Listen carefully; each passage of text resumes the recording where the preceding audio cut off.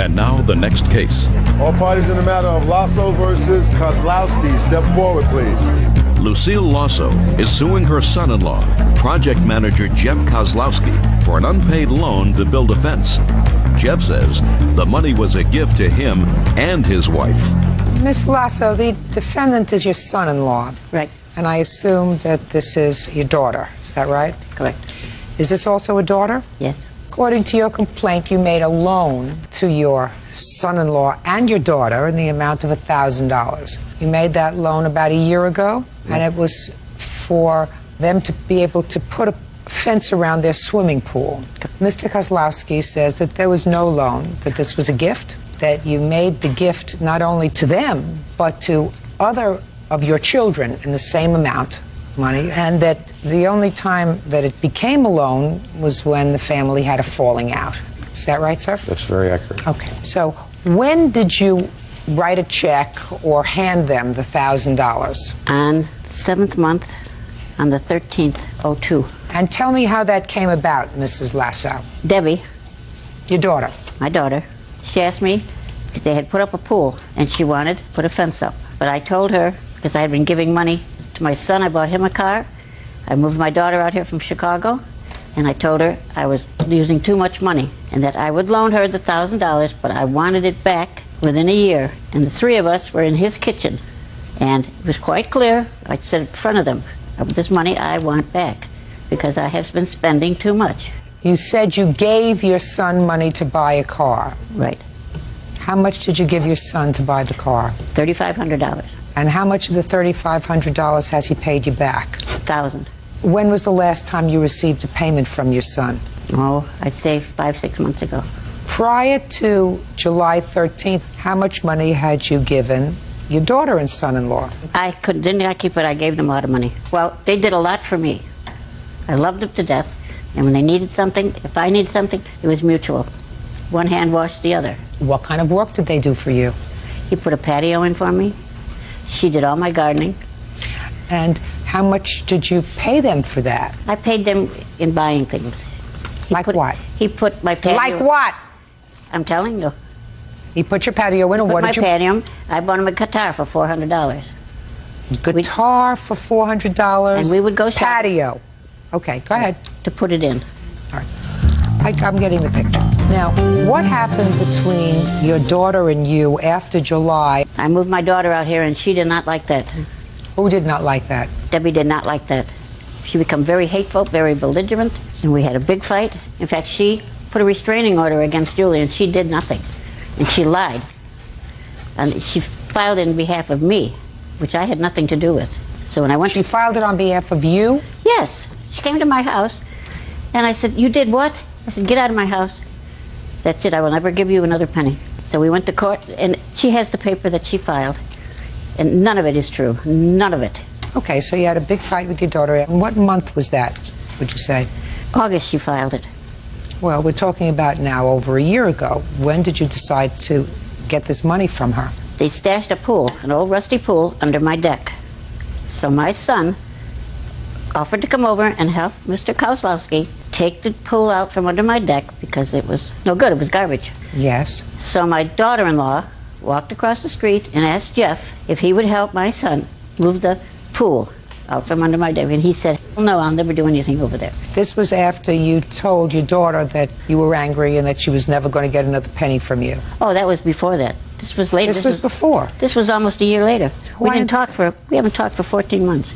I got it. And when we do, it's something sarcastic or something. I'm asking you when this business about the rusty old pool took place. That was right before I filed the paper. Recently? August. Recently? Recently. And after he said he's not moving the pool, then you filed this All right, paper. correct. And then I asked her, "Are you ever going to start paying me for that fence?" Because it had already been a year. And she says, "No, prove it." Okay, now I'll hear you. Go ahead. My mother-in-law came over to our house and sat in our kitchen, gave us $1,000. They actually gave my wife $1,000. And the check was made out to me, and because I was going to the bank that day. That's why I'm here. This is pretty much between the words loan, borrow, pay me back were never uttered. at that time. Well, tell me about it, Ms. Kozlowski. Tell me about this $1,000. Well, she gave me $1,000. She also gave, and the $3,500 for the car has nothing to do with this. She also gave my brother another $1,000, and she gave my niece, her granddaughter, $1,000, all within the same 2 months, as gifts. There was no loan or anything ever mentioned. Shh. That's a conclusion. That's for me to decide. Tell me about the day when she gave your brother the check. I asked her, I don't recall exactly why, but she said she was giving it to him because of all the work that he'd done around her house, and it was just because he was low on money, and he opted to use that as a mortgage payment, and I opted to use it for a fence. Ms. Lusso, I have to make a judgment as to whether or not I believe that when you gave your daughter this, listen to me carefully, that when you gave your daughter this money, this $1,000 check, you anticipated its return and that there was a clear understanding between you and your daughter and son-in-law that this was a loan. Yes, ma'am. And I find that it was not a loan. I find that it was a gift that you made, and that your argument with your daughter and son-in-law, which escalated into a Cold War, unfortunately, between the three of you, ultimately reached its crescendo when your son-in-law was asked to get rid of this pool that was stored, and he said he's not helping. And it was shortly thereafter that you decided you were going to file a lawsuit against them for $1,000. All I want to know is, do you have a check there? Yes, Is your ma'am. canceled check I didn't on it? write. Shh. Okay. Does your canceled check say loan or No. anything that would suggest a memorandum that the money was going to be returned? No. When you gave your son $1,000, was there anything on his check that indicated gift or loan? No. This was strictly Mr. So, verbal. you may be angry with your daughter. That doesn't mean lawsuit. That doesn't mean case. Your case is dismissed. Ma'am, It was a gift. can That's I all. say something? Thank No. you. Thank you. Parties are excused. You may step out. Well, we know who's lying here, don't we? Go ahead, always Ms. you. Meyer. 86 on the count in the matter of Simon versus Smith. Parties have been sworn in. You may be seated, folks. Ms. Simon, you hired the defendant to house sit for you when you were going away on vacation. You also Right. had pets, is that right? Right. And you had never used her services before, but she came highly recommended from somebody else. Right. It is your claim that while you were away, she allowed unauthorized people in the home. Correct. When you came home, you paid her. Right. And within a day or so of your arriving home, a neighbor told you that there had been people in the house. At that point, you claim that you went back into the house, you checked around, and you found money that you had left in an unlocked drawer had been taken, $900 in $100 bills. Correct. And also that as a result of her allowing unauthorized people in the house, you decided to change the locks. So you are suing her for $1,000, which is for the locks and the $900. Ms. Smith says she did not take your money. She does not know who took your money, if any money was ever there. And she does acknowledge, I believe, that there were people in the house, people or persons in the house, that she had not asked your permission about before you left. Right? Well, actually, when we were meeting before the job, I had asked if I could have people over, Your Honor. You say people. She says your boyfriend over. You actually had somebody staying over. I didn't ask. That just a second. Is that right? Yes, I had Sleeping somebody over. stay the night. Right. Okay. Which certainly you hadn't discussed with her. No, not that. Right. Okay. How long have you been doing this kind of work? Oh, I've been pet sitting for people that I've known for years. Because you have a counterclaim. After you found this money missing, according to what I read, you stopped payment on her paycheck. Correct. Yes. So she's got a counterclaim for her paycheck and bank fees. When you've had people house sit for you before, is that right? Correct. When did you leave? August 31st. And when did you come home? We got home about 3:30 on Thursday afternoon on September 11th. What kind of dogs do you have? Maltese, 2 boys and a girl. And you came home and found them in pretty good shape? They seemed very nervous. Nervous, whatever. You found them in good shape. Yes, I mean, you didn't take them yes. to a psychiatrist. They were in Yeah, good shape. yeah. They were fed, they were okay, they were Right. relatively clean. Right. All right. Now, when you came home, you paid her, so I assume that the house looked okay to you. I didn't pay her the day we came home. I paid her on a Saturday. So I assume that when you came home on Thursday, you looked at your house Thursday, you looked at your house Friday, you looked at your house Saturday morning, everything looked in order, and that's when you paid her. Yes. So there was nothing untoward in your house when you came home. I wasn't aware of anything until Fine. Then what happened? then on Sunday, our neighbor across the street, who I asked to watch the house while we were gone, mentioned to me that the first day that we left, Chauncey had brought a lady with a baby over and stayed overnight there and also stayed there while she was at work. He also mentioned that there was a lot of cars going in and out of our driveway at our house, and one evening there was about 6 cars out there that I was not aware of, and then I stopped payment on the check on Sunday morning. Why did you do that? I stopped payment after I found that the $900 that I had hidden in my desk was missing. Miss Simon, I want you to prove to me that there was $900 in your desk. I have some ads here that I advertised a rainbow swing set. That's a very expensive swing set. I started advertising it at $2,800 and ended up advertising it again in Trader Publications 3 different times for $2,300. The third time I advertised it, I sold it. A fellow came to the house, bought it, gave me $1,800 in cash. That was all $100 bills. Yes, go ahead. I don't have to look at it. Okay. And when was that? And that was the end of May. Okay, so go ahead. So I kept the money in my office. We used it as cash here and there. So when we went to the movies, I didn't have to go to the ATM. When I went on vacation, I pulled out $600 of that money and put the $900 back, and I had it in an envelope that was marked. Every time I took money out, I would mark it that I took it out, and I put it back in the office I put it between papers and a whole file system. So this person that took the money, who I think was the person with the baby, had to go through this desk methodically to look for that money. And Miss Simon, according to Miss Smith, you had certain rooms locked off while she was house sitting. Yes. What rooms did you have locked off? We had the bonus room locked off because Which one? The bonus room, because we put our golf clubs in there. I had a bedroom locked up. Why did you lock up the bedroom? Because we had painting done, and all our figurines and expensive things were in boxes, and I wanted all that stuff wrapped, all locked up. That's 2 rooms where you could have put this $900. Right. What else was locked up? A closet in my bedroom. Why did you lock up your closet? Because I had my clothes and my jewelry in there.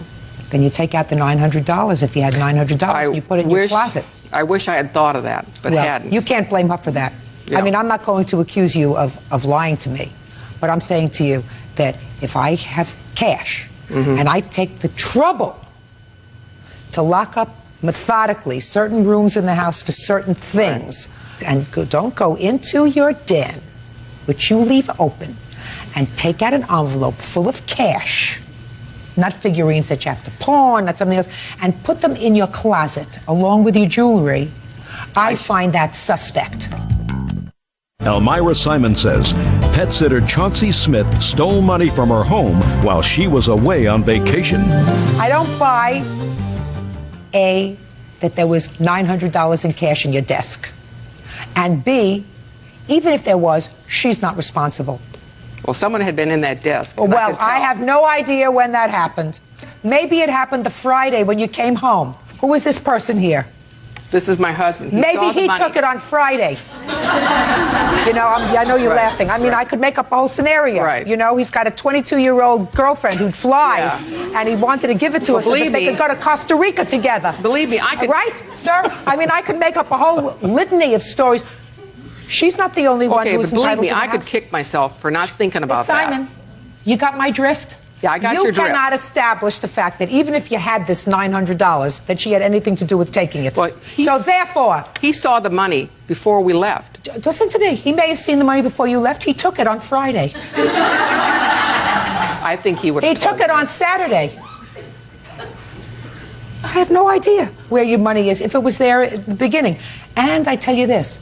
Common sense indicates to me that somebody who's so methodical, who writes down every time they take out, who has an envelope, and on the envelope writes down September 1st took out $100, right? September 15th took out $200. That kind of person who's so methodical and who takes the trouble of locking 3 separate areas in the house doesn't take out this money, especially... Let me tell you. No. It's quiet. Especially when you say, you might have said, well, I forgot that I had the money there.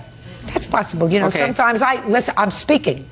Sometimes I take money and I'll put them in a boot You know, I'll take a couple $100 or I'll take $20 or $40, put it in a boot for mad money. And then at my age, I forget. So that I forget that it's there. And all of a sudden I go put on a pair of shoes. I can't get my foot in the shoes. And it's because so if you said to me, I had the money in my desk drawer and I forgot. I say, well, you know, that's possible to have money in your desk drawer and forget about it.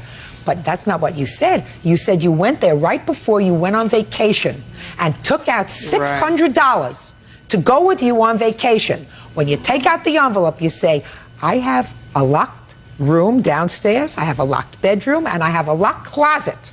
So I'm going to take the rest of this money, the rest of this $900, and I'm locking it up. Your lawsuit's dismissed. Now, let me get to your counterclaim. All right. You got it.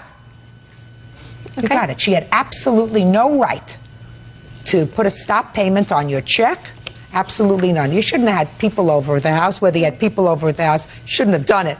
Absolutely. But there is no indication that having those people over at the house caused any damage to the house. The house looked perfect to her when she came home. She lived there 3 days, and then she came and paid you. And the dogs looked fine. So she had no basis to put a stop payment on your check, which was $335 on the counterclaim. Judgment for the defendant. Thank you, Your Honor. Parties are excused. You may step out. I think that the girl she had in the house with the baby took the money because she was in that house by herself. In hindsight, maybe it wasn't the best decision, but I've pet sat before, but they're for people I know. She had to go through my master bedroom to find out that my closet was locked. I mean, how would she know that unless she walked in there? She told me before she left that she was locking the bedrooms. That's how I knew that they were locked. I should have locked it up like I locked everything else up. I'm sticking with pet sitting for people that I know and that I trust. And now the next case. All parties in the matter of Pollard versus Jones. Step forward, please. 24-year-old student Sherry Pollard is suing her mother, nurse Pat Jones, for the return of her belongings. Pat is countersuing for phone bills, storage fees, and the return of property. Miss Pollard, this is your mom. Yes. And it is your claim that your mom acknowledges that she kept your personal property when she told you and your son that you had to leave her home. Yes. And you want your property back. And your mom says you can have your property back when you pay her the money that you owe her. She seems to allege that you owe her some money for a cell phone bill, for property that you took when you left that didn't belong to you, and something for storage. Had you always lived with your mother? No, I had not lived with her since I was 16. And when did you move back? It was February earlier this year. And when did she tell you to leave? I believe it was the 18th of June. Why did you tell her to leave, Miss Jones? There had been numerous times that I told her to leave because she became verbally abusive at different times, and told her that this was not working out. So it wasn't working out because you didn't like her attitude? Absolutely. So you told her to leave? Yes. Okay. And on June 18th, did she leave? I had reminded her on June 18th that as of the end of the month she needed to move. And I had told her that at the beginning of June. She was allowed to live with me as long as she was in school full time. Just a minute, you told her she had to leave. Yes. And what happened on the 18th of June? She wanted to go to the storage and get her things, which I went with her to the storage and wanted her to sign the storage over to herself. It was in my name. So? She could not do that because she didn't have car insurance and they would not lease it to her. Okay. So during the day... The storage unit is storage unit where she put her stuff... Her belongings. When she moved into your house? Yes. Okay. Go ahead. But earlier that day when I had told her that she had to move, her demeanor began to escalate and she became verbally abusive again and told me that she was going to take everything she could from me because I had not been the kind of mother I should have been to her. Okay. So with that knowledge and going to the storage, I decided that I was going to hold that property until she moved out and I knew that my property was safe. And when she left, when she moved that day, it was not safe.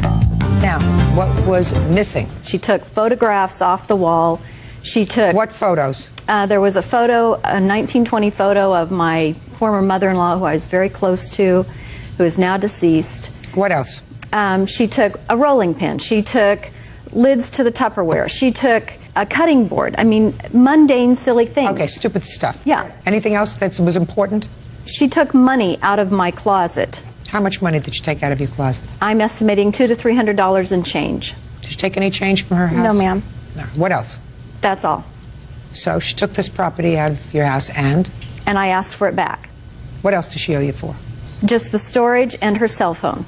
Well, tell me about the cell phone. When she moved in, she wanted a cell phone, and I told her she could use the landline phone that was in the home. She wanted a cell phone to run her little business that she was trying to create. And so I said, I will get you the cell phone, but you have to pay for it. She agreed to pay for that cell phone, which she never did. She also agreed to pay for her storage, which she never did. Just a second. You got her the cell phone in February or March? The beginning of February. So you got the bill in February? Got the bill in March. And did you pay the bill in March? Absolutely. Did you pay the bill in April? Yes. Did you pay the bill in May? Yes. Did you pay the bill the beginning of June? Yes. Okay. Did you pay the storage bill? I did. Was your daughter working? She was working part-time. Yes. And she was not paying me any money. Good. She kept saying, I don't have any money to pay you. Just to say, was she also going to school? She was going to school, and I was paying for her books. I put her on my insurance. I paid her medical, her co-pays. Fine. How old are you? 24. Okay. So, big deal. What I'm saying to you is big deal. She came back to you for a reason. Difficult time. She's 24 years old. How old's your child? He just turned 6. Okay. So, she's clearly a young lady who's made some mistakes. Right? Yes. Okay. But she's doing the right thing. She's going to school. She's working part-time. She's buying her own clothes. At least she's trying to buy her own clothes. She's taking care of her from whatever little money she's making. I mean, it's not as if she's sitting around playing the guitar and eating bonbons all day. What do you want? What I want is I Your want rolling pin back? I want what is fair. I'm going to tell you what's fair. What's fair is 5 days from today, you want to open the storage unit. You will meet there. You can have a police escort if you wish. She's going to take out her stuff. And as far as the rolling pin, the photos, and anything else, did you take any of that stuff? No, Your Honor. Shh. No. You have the photo that she's referring to. Don't lie to me. No, I Don't. do not. Did you take it? No. Okay. Did you promise your mother that you would pay for the cell phone? No. What about the storage? Did she ask you for money for the storage unit in March? No. April? No, she knew I did In not May? have any. Are you still in school? Yes, I am. I'm full-time right now. Who's supporting you? Myself. I have 2 jobs right now. Okay. 5 days from today, Ms. Pollard, your daughter gets all of her stuff back. I don't think that there's any basis for me to find that there was a loan on your part to your daughter for the cell phone or for the storage unit. I'm sorry if she was in fact fresh to you, and she might have been. Well, Your Honor. There's a whole history, so I'm sure that she probably said things that she shouldn't have. Did you say anything to your mother that you shouldn't have? Yes, I did get very upset. Okay. Well, you shouldn't have, because it's probably hurtful, and I'm sure she's done things to you that you felt were hurtful, and she reacted to that. But reacting to it does not create a loan. Your counterclaim is dismissed. Her property is to be returned to her within 5 days. Thank you very much. Thank you, Your That's Honor. all. Yeah, this is case number 274 on the calendar in the matter of Quarterbitty versus Swan. Parties have been sworn in, Judge. You may be seated. Have a seat, please. How long have you been neighbors? 9.5 years, Your Honor. And how long have you lived in your house? I've lived in my house for 10 years. So you moved in 6 months after she did, is that right? Yes, Your Honor. I'm getting to the lawsuit, but I want to find out what the genesis of the problem is between you two seemingly normal-looking people. When did the trouble start between the two of you? About a month after he moved in. Why? I found out afterwards that he believed that the property line was about 2 or 3 feet closer to my side than it actually was. Yes. He was trying to sort of push things over to move the property line where he thought it should be. Did you have your property surveyed? I didn't. I didn't realize this was an issue. I did in April 2001. Well, that took a long time. When you bought your property, you had a survey? Yes, Your Honor. And the survey indicated, at least as far as you were concerned, that your property line was 2 or 3 feet into property that Miss Quarterbitty had previously thought was hers. Yes, Your Honor. Did you have a discussion with her about it? No, Your Honor. Why not? Well, because I had a survey that was on my property, and I knew that she had a survey of the same fence line, so I knew that she knew that the fence was on my property. Just a second. You knew that there was a fence that she had erected that was on your property. No, Your Honor. This is a fence that was existing before both parties bought the property. Okay. And that fence was on your property? Yes, Your Honor. As far as your survey was concerned? 2 surveys, yes, Your Honor. So you wanted to move the fence? No. Well, what was the problem? I don't understand what the problem was. I didn't have a problem with it, Your Honor. May I speak? Yeah. Shortly after he moved in, he started mowing down my plants. He started cutting other plants. He started moving my woodpile over. I didn't know what was going on. He didn't come and say to me, hey, you know, there's an error here. Keep your stuff on your side. No, he just moves it over. So I moved it back. He had backfilled it with dirt, and I was digging out the dirt and moving it back when he came out and he attacked me with a rake in 1997. Okay. I don't have to get back as far as your incidents with each other in 1997. Suffice it to say that this whole problem started because the two of you did not act like adults. You have a lawyer? Mm-hmm. Did you have a lawyer? Yes. Well, if you don't wish to speak to her, even though she's your neighbor, you have your lawyer write a letter and say, Dear Miss Quarterbitty, we believe that this is Mr. Swan's property. Please check your survey. If there is any difficulty, have your lawyer get in touch with us. Yes? May I interject something? We did go to arbitration, and I offered to be friends, and she refused that in arbitration. When? Back in 1995, Your Honor. When you went to arbitration, what was the result of the arbitration with regard to the property? No result was issued on that. Your Honor, if I may, the arbitration at the time was for something entirely different. I want to know, was there ever a resolution with regard to this property? No, it has not gone through civil court yet. So, as far as each of you is concerned, there's a 2 to 3 foot strip of property that is in dispute. Is that right? No, it is not right, Your Honor. He thought it was 2 or 3 feet. In fact, the fence is on his property by 6 inches. For some people, 6 inches is very important. Absolutely. I understand that now. However, I had a survey, and I didn't study it. I didn't realize that, yes, the fence appeared to be on his property by a small amount. I didn't look at it until he started mowing things down and beating on my fence, trying to push it over and undermine it and tear it down, basically. How large a piece of property do you have, Mr. Swan? It's a little over half an acre. Well, that's a pretty decent-sized piece of property. Is there anything that is particularly attractive about this strip of property? Your Honor, I think with the Is there something particularly attractive about this piece of property? No, Your Honor. Then what's the big deal? There are more important things to deal with in life. Why would you move her woodpile over a foot? Why? I deny that allegation. Mr. Swan, that's not true. You moved it because it was irritating to you that she was on your property. If it was on my property and I had right of claim, then I would have moved it. Did you move it? If it was on my property. Did you move it? Yes. Then I'm saying to you, you're a fool. Because it's not the way civilized people behave. It's just not. Especially when you're new in the neighborhood. It's ridiculous. However, I have a feeling that you acted badly as well. I don't know why you would have that feeling, Your Honor. Really? Because you were convicted of assault, madam. That's why. Your case here says that he falsely accused you of assaulting him and you want to be compensated, and that he has damaged your house and you want to be compensated. But when I read further in his answer, you were convicted of assault. Can I explain to you why? No. Okay. Once you're convicted, you cannot charge him with having falsely accused you of assaulting him. Do you understand? No, I don't, Your Honor. Well, if he brings fraudulent evidence into the courtroom and the Commonwealth attorney believed him, and the judge found him guilty based upon this fraudulent evidence. Found you guilty. Found me guilty based upon his fraudulent evidence. We don't revisit that, madam. You don't get to try the same case twice. So you have no claim against him for the false arrest. Now, you have a charge against him. You say that he's damaged your home. Can I show you a videotape of this happening? Yes. Damage to your home has not been litigated yet, as far as I know. Is that right? Is that right? Has the damage to your home been litigated? I pressed a charge, but I withdrew it. We traded charges, basically. Which has been going on all the time. Hold on a second. You filed charges with regard to the damage on your home that's in that video? I did.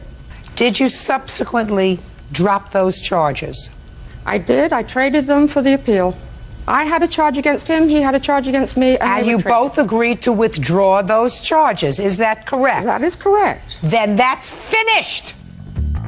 Judge Judy continues in a moment. He has almost totally destroyed the existing fence. He can destroy whatever he wants to on his property. No, he can't. Oh, yes, he can. No, he can't. You say potato and I say potato, madam. He can, in fact, take down a fence that's on his property. Real cases, real people. Judge Judy. Janet Quarterbitty says she's at war with neighbor Mark Swan over a property line. She is suing him for damages to her home and for filing false charges with the police. Do either of you two people have any fresh complaints about the other that have not been the subject of either a settlement or a lawsuit? I do. When? Over the last year, he has almost totally destroyed the existing fence. Is this the fence that's on his property? Yes, it is. The fence is on his property. It's his, but it's my fence. He can destroy whatever he wants to on his property. No, he can't. Oh, yes, he can. No, he can't.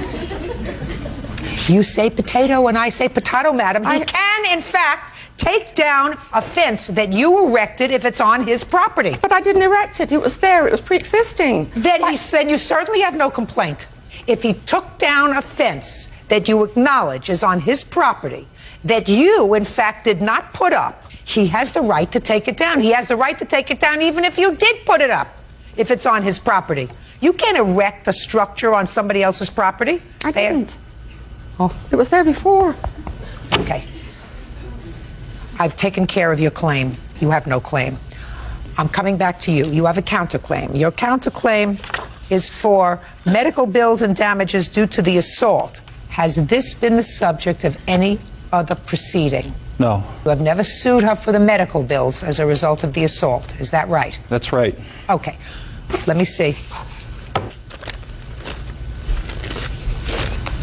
The assault was in 2002, is that right? June of 2002, right.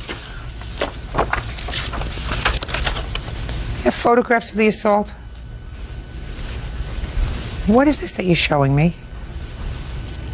What is this that you're showing me? These are attorney's fees, Your Honor. Those are prior proceedings, too. I think that both of them needs another kind of professional. Right? Could be.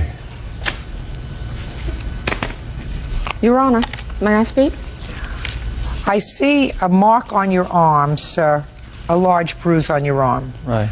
I want you to tell me when this happened and under what circumstances it happened, and then you will show me what I asked you for, which were the medical bills as a result of this assault. Okay, I have an HMO that pays for the medical bill. So you had no medical bills? I have the receipts. So you had no medical bills, the HMO covered it, so you want damages for your pain and suffering? That's correct. Okay. Tell me how this happened. Okay, this is ongoing things she's throwing. Every time. Just listen to me. Do you see this? I want you to tell me how this happened. I had a boulder thrown at me. It went past my head. I put my arm up. It hit me right in the arm. What kind of boulder? It's a boulder the size of 2 fists, a rock. A rock. Right. Where were you when this rock was thrown at you? I was standing between the 2 houses on my side of the fence. And what were you doing? I was cutting my grass, working in the yard. And what was Miss Quarterbitty doing? Miss Quarterbitty was watching me, which is her favorite pastime. Every time I get near the fence, or if I'm cutting the grass near the fence, this upsets her, this agitates her. Okay. So she picked up a rock and threw it at you? Unprovoked a lot of times. I'm not interested in a lot of times, sir. I'm interested in this time. This is the time when she was convicted of assault. Is that correct? That's correct. Okay. You saw a doctor how many times, sir? I went twice. What kind of treatment did you receive? He gave me coated Tylenol, which is for the pain. There was a deep muscle bruise. Were the police called after this? Yes, they were. Do you have a police report? The police were not called on that day. Not with me, Your Honor. Police were not called on that day.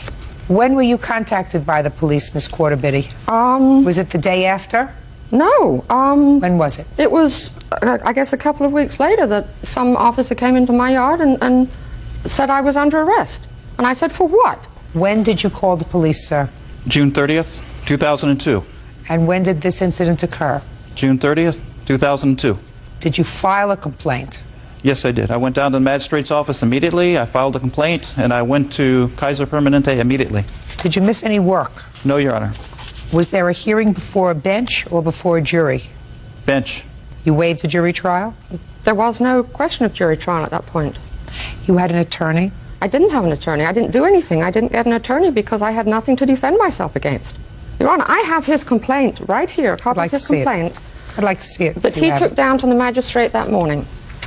And the magistrate annotated on it. The magistrate annotated on it, red mark on right arm. Right. The picture you see is of an arm with quite an extensive injury, and it's not even him, frankly. If you look at the picture, there's no way to identify. I want to tell you something, madam. If you threw a rock at him and he had a little mark on his right arm, you're way out of line. I didn't throw a rock I don't believe at him. you. I don't. If you threw a rock and it hit him, you're way out of line. I believe that you did. You have to stop fighting with each other because life is short. Do you understand? He is absolutely entitled to recover, Miss Quarterbitty, because you were convicted of assault. A judge hearing this case beyond a reasonable doubt found that you were, in fact, guilty of throwing a rock at him and causing him injury. Judgment for the defendant on the counterclaim in the amount of $2,500. You better stop it. Parties are excused. You may step out. I think Judge Judy did a very good job. On the basis of his false evidence, they found me guilty. She's provoking me all the time, every time I'm out, even when I'm cutting the grass. She's a jerk. She has no life. This is what she does for a living. It was never an assault. I went into court without a lawyer because I had nothing to defend. All parties in the matter of McCauley versus Cianciolo, step forward, please. 25-year-old network engineer Melissa McCauley is suing her former best friend, 25-year-old pharmaceutical sales rep Tristan Cianciolo, for unpaid loans for rent and a Las Vegas vacation. Miss McCauley, how long have you and the defendant been friends? I've known the defendant since 2nd grade. Did you go to college together? Yes. According to your complaint, Miss McCauley, the defendant owes you a lot of money. You claim a series of loans to her that started a while ago. Defendant says that you were just helping her out and it was a gift. Are those prescription glasses that you're wearing? Yes. Unless I'd have to read something, I can take them off. Oh, perfect. I would prefer that. Okay. Tell me about the first loan that you made to the defendant. She was going through a rough time, and she was actually going to get evicted from her apartment probably the next day unless I was able to get her the funds. How did she contact you? Through a phone call. Tell me about the phone call. She said that the roommate that she had originally signed a lease with, she had moved out. She said that it came to the point where they were going to evict her if she didn't get the money to them the next day. So she asked me to take my money out of my account and deposit it to her account, which I have documentation of. Okay, let me see. And what did you say when she asked you to do this? Well, it was a lot of money, and I was just like, well, as long as you can pay me back, you know, that I would lend it to her. And she assured me that she'd pay me back. So you lent her this money on October the 10th? Yes. And she said she would pay you back. Did she start to pay you back? No, Your Honor. Did you ask her for any of the money back? I asked her for the status of it, and she said that she didn't have the money to give me at the time, and she was actually trying to get the funds from her ex-roommate. So then you wanted to go away for New Year's Eve together. Yeah. And you went to Vegas. Mm-hmm. Tell me about it. Well, I asked her if she wanted to go to the trip, and she said she would, and I told her I would pay for the expenses, and she would pay me back. So, despite the fact that you made no payments on the $3,000, you decided to, according to you, advance her more money to go on the trip to Vegas for New Year's. From Florida? You were living in Florida at the time? You had to fly from Florida to Vegas because that's the only place that you could celebrate New Year's. Is that what you're telling me? That's what I'm telling you. Okay. Looking back, I'm listening. I'm just listening.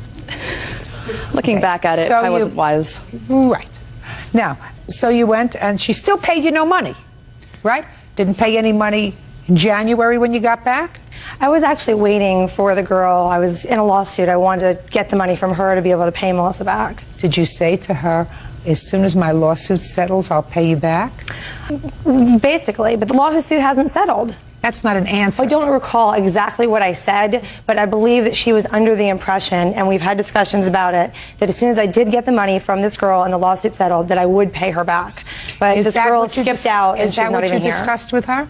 Those terms weren't defined. This is between myself and the defendant. It's not between myself and her roommate.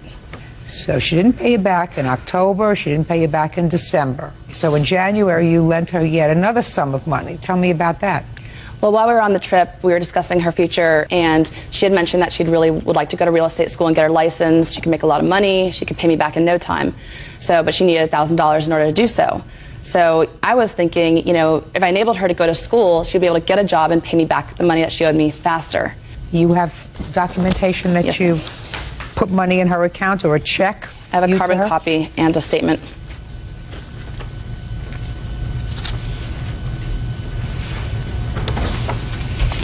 Okay, so you gave her another $1,000 on the 23rd of January. Yes, Your Honor. And then what happened? And then, you know, through mutual friends, I heard that she didn't even use the money for the real estate school. And from that point forward, I tried to call her to arrange some sort of payment plan, and she's avoided my phone calls. Okay, I'm ready. Well, basically, we've always done things for each other. When she needed something from me, I've always done things for her. And granted, when she did loan me the money, I did intend on paying her back, and I think that I did make her feel as if I was going to pay her back as soon as I had the money. But I think there was a miscommunication there, just because I was referring more so to if the case with this other roommate went, you know, if I got the money from her, not out of my own pocket. Is what you're telling me, madam, that you acknowledge, you used the word loan, that you did in fact tell her that this was a loan?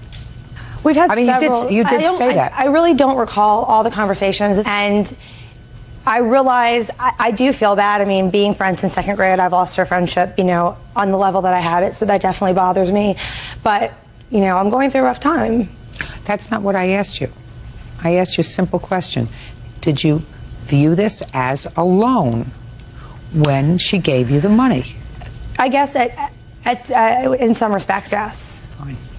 Judgment for the plaintiff in the amount of $4,796.05. Thank you, that's all. It's case number 324 on the calendar in the matter of Saunders versus Gershonoff. Parties have been sworn in. You may be seated. Sir, have a seat, please.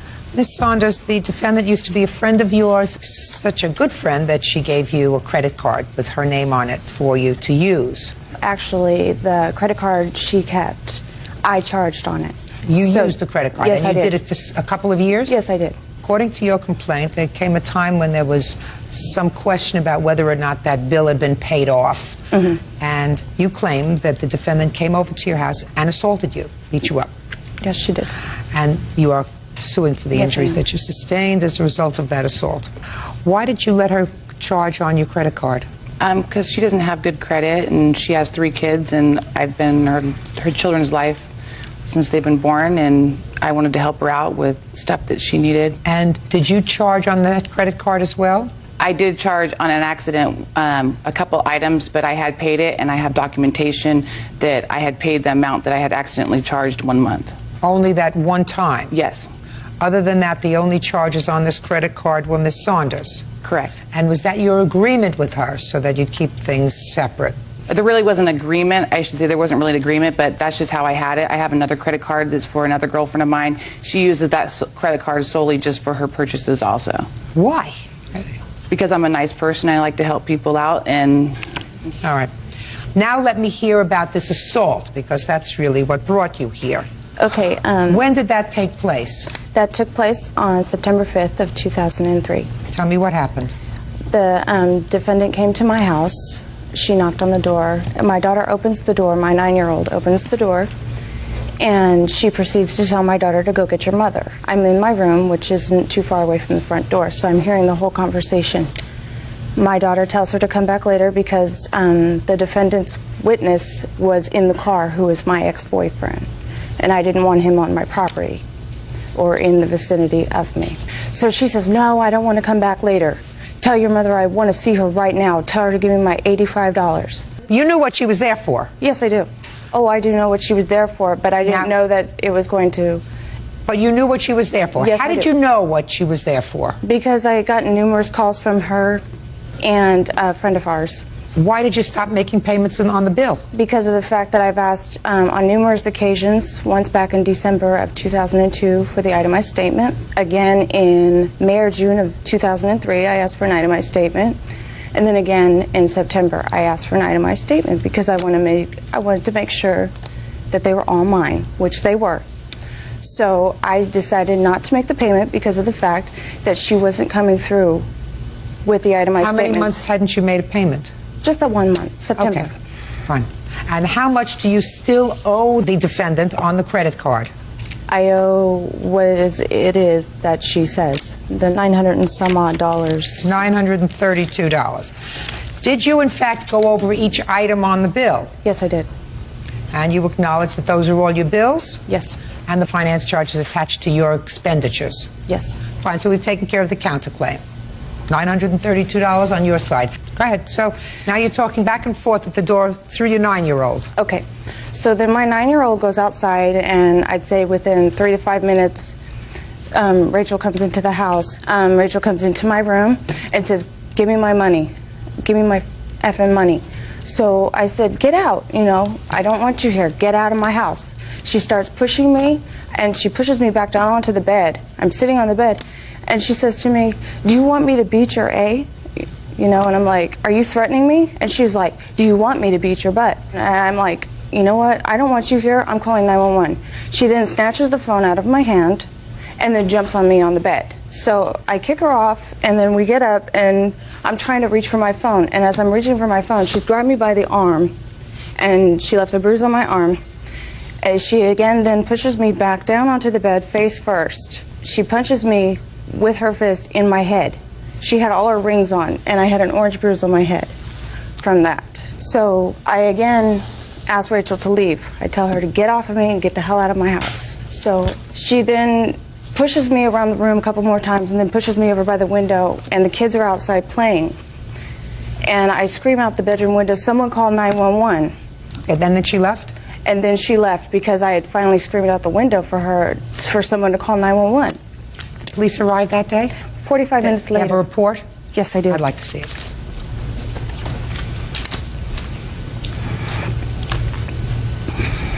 Okay, start talking. You went over to the house on September 5th. And I brought her the credit card statements, went to the door, pretty much exactly what she said. I went to the door, knocked on the door, and I asked, "Is your mother home? Can I speak to your mother?" She said, "No, she's in the bed. She doesn't want to talk to you." And I said, "Well, I brought her credit card statements." She asked for credit card statements. I brought her the statements. I would like my payment. And she went back in there, and she said, "My mom says that she doesn't want to talk to you. She's sick. She doesn't want to come in there." And I said to Susie, I said, I want to give you these statements. I'm not going to leave." You said to her, or you yelled to her? I yelled to her. I said, "Susie," I said, "you need to come out and talk to me. You want these statements. I need the payment. The payment's going to be late. It's a $35 late fee. I want the payment. You told me once you got your welfare check that you were going to pay it." And she didn't. So I told her, I said, "I'm going to step in, hand you the payment, and I'm going to leave." And she didn't say anything to me. She didn't answer me or anything. When to give her the statement, she told me to get the F out of her house, and I left. Okay. What other paperwork do you have? I have the restraining orders. Let me see them, please. This is the first one that I filed, and this is the extension. Anything else there? This is from the hospital. I'd like to see it. What happened with the result of you filing this protective order? Was there a final order issued? It's out for 3 years. The extension is for 3 years. Okay.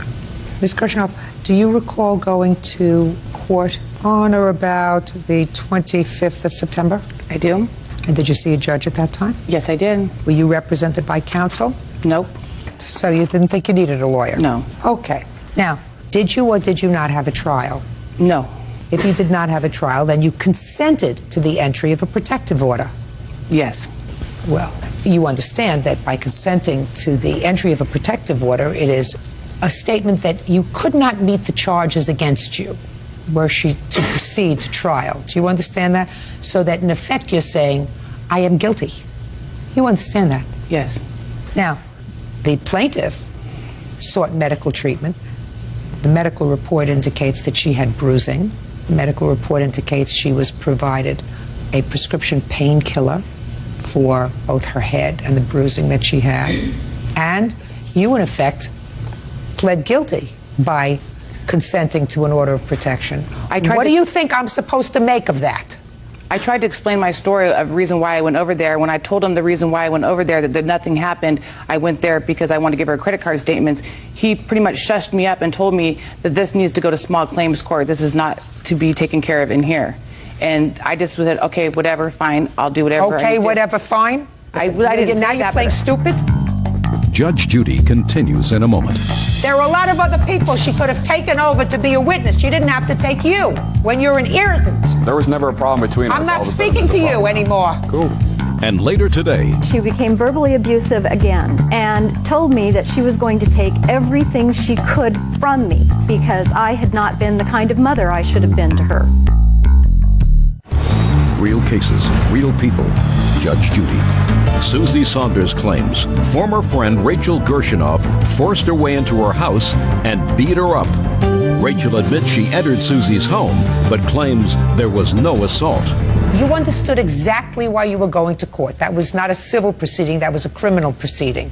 All it was a restraining. If she wants to get a restraining order against me not to see her, that's fine. I don't want to see her anyway. What is that going to do to me? There's nothing. I'm going to tell you what it has to do with you. If you violate a restraining order, you can go to jail for an extended period of time if there is a restraining order because it's a contempt. Even if she decides not to press charges. Police officer sees you within a certain number of feet from her, police officer can arrest you, and you have absolutely no defense. Absolutely none. It's a restraining order. It lists what you can, what you cannot do. That's a difference. And I believe that you understand that. I believe that you understood that when you went there, you had the ability to have a trial. You wanted to tell your story. Say, I want a trial. I'm not guilty of anything. She says I'm guilty of beating her up. I never laid a hand on her. Why in the world would I consent to her having this order of protection till 2006? I'm not guilty. And you tell your story, you say, I want a trial. You chose not to do that. That was a mistake on my part. Big time. You want to know why you chose not to do that? Because you hit her. That's why you chose not to do it. You were frustrated because what she did was wrong. She's talking through her 9-year-old. She's telling her friend, get out of here, I don't want to see you. It was wrong of you to bring him over to the house. He's my roommate. She had no idea I was even there. Just a second. Maybe she looked out of a window. Maybe her 9-year-old told her. How do you know? And what I'm saying is, there are a lot of other people she could have taken over to be a witness. She didn't have to take you when you're an irritant. There was never a problem between us. I'm not speaking to you anymore. Cool.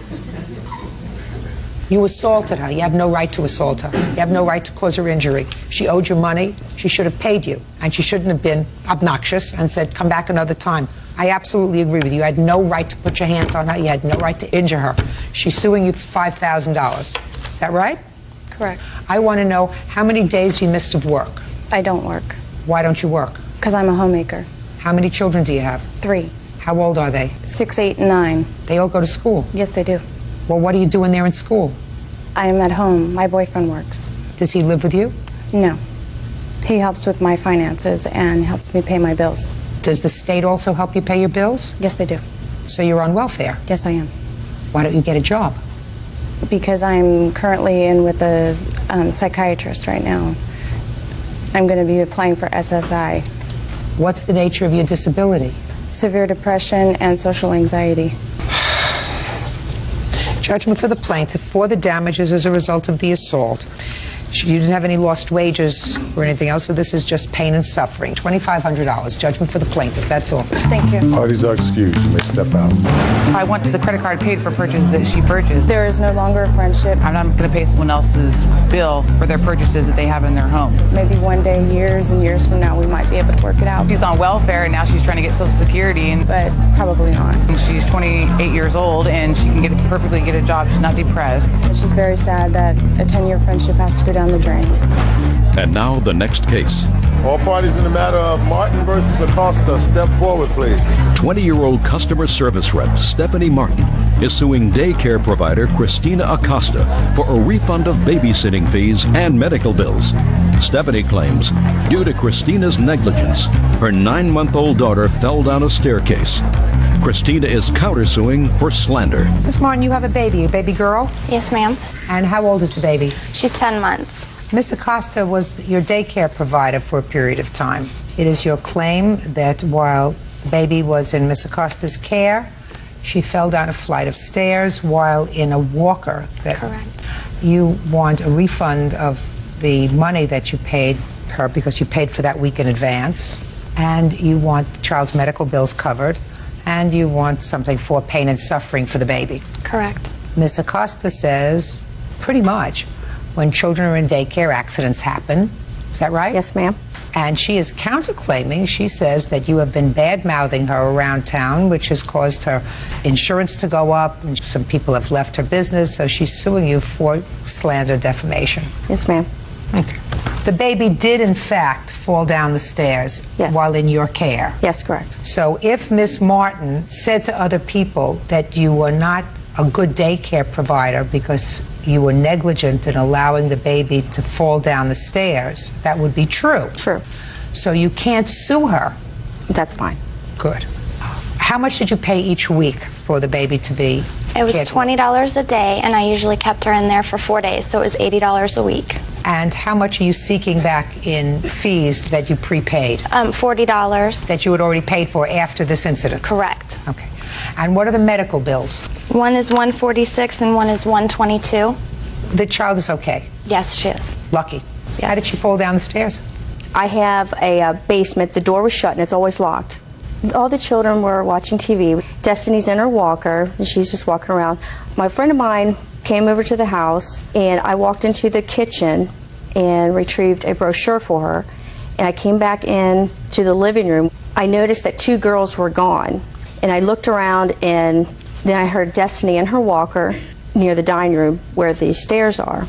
And I heard the walker go to that first step. And I immediately ran to her. But she fell down the stairs? Yes, ma'am. Well, if the basement door is locked, how did it get unlocked? The 2 girls that snuck away unlocked the door and went downstairs. How old are the 2 girls who snuck away? 3 years old. And how is the door locked? It's a doorknob that has a lock on it. I have pictures of them. Just a regular doorknob with a lock on it? Yes, where ma'am. you press? No, turn. That's not sufficient. If you have a 3-year-old that can reach that, that's not sufficient. You have to have a latch and hook an eye all the way up on top so that the basement door can't be opened. You were negligent. How many children do you take care of, Ms. Acosta? 6. How old are they? They range from 6 years old, and Destiny was the youngest. At the time, she was 8 months. So why don't you think you're responsible for these medical bills or return it for $40? Ma'am, I never refused to pay for medical bills. Miss Martin refused to give me the medical bills. I have the police officer's narrative stating that she refused to give him the medical bills so he could photocopy them and give them to me.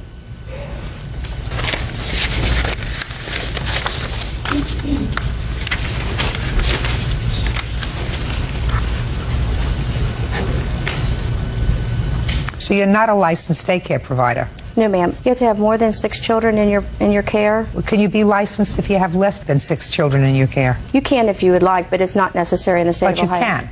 If you wish. Okay. She chose to go to court. She chose not to give them to police, but she chose to pursue this by way of a civil remedy. I don't see... Listen, this was an accident. She was clearly negligent. Fortunately, your child was not injured. She got a couple of bumps and scrapes. It's not a case that I feel warrants $3,000 that you're suing for, but you certainly should have your expenses back. You certainly should have your money back. So I'm awarding you what that is, which is $308. That's all. Step out. Parties are excused. You may step out. Yeah, this is case number 354 on the calendar in the matter of Lee versus Nation. Parties have been sworn in. You may be seated, folks. Miss Lee, the defendant is your niece. According to the complaint that I read, it is your claim that she filed false charges against you, alleging that you had assaulted her. Assaulted her on a day that you were visiting your stepfather's ranch and she was there. Miss Nation says that you did in fact assault her and she legitimately contacted the police. That despite the fact that the charges, according to you, were ultimately dismissed. Correct. Okay. When was this incident involving your niece? It actually took place on July 28th. Where? At my stepdad's ranch. Is that where you live? Yes. And tell me what happened with your niece. My kids and I had been invited to attend a rodeo with my stepdad's girlfriend, Deb. So on July 26th, which is a Friday, we went. We were headed to the ranch. On our way there, we have to go through my hometown. When we got into the hometown, Stormy's dad, who is also my brother. Is that you? Yes. My brother-in-law's had a new semi, and he had it parked out in front of the bar. Semi, let's finish that sentence. Semi-truck. Okay. And my kids were all excited. They wanted to stop and see their Uncle Dwayne, so we stopped at the bar.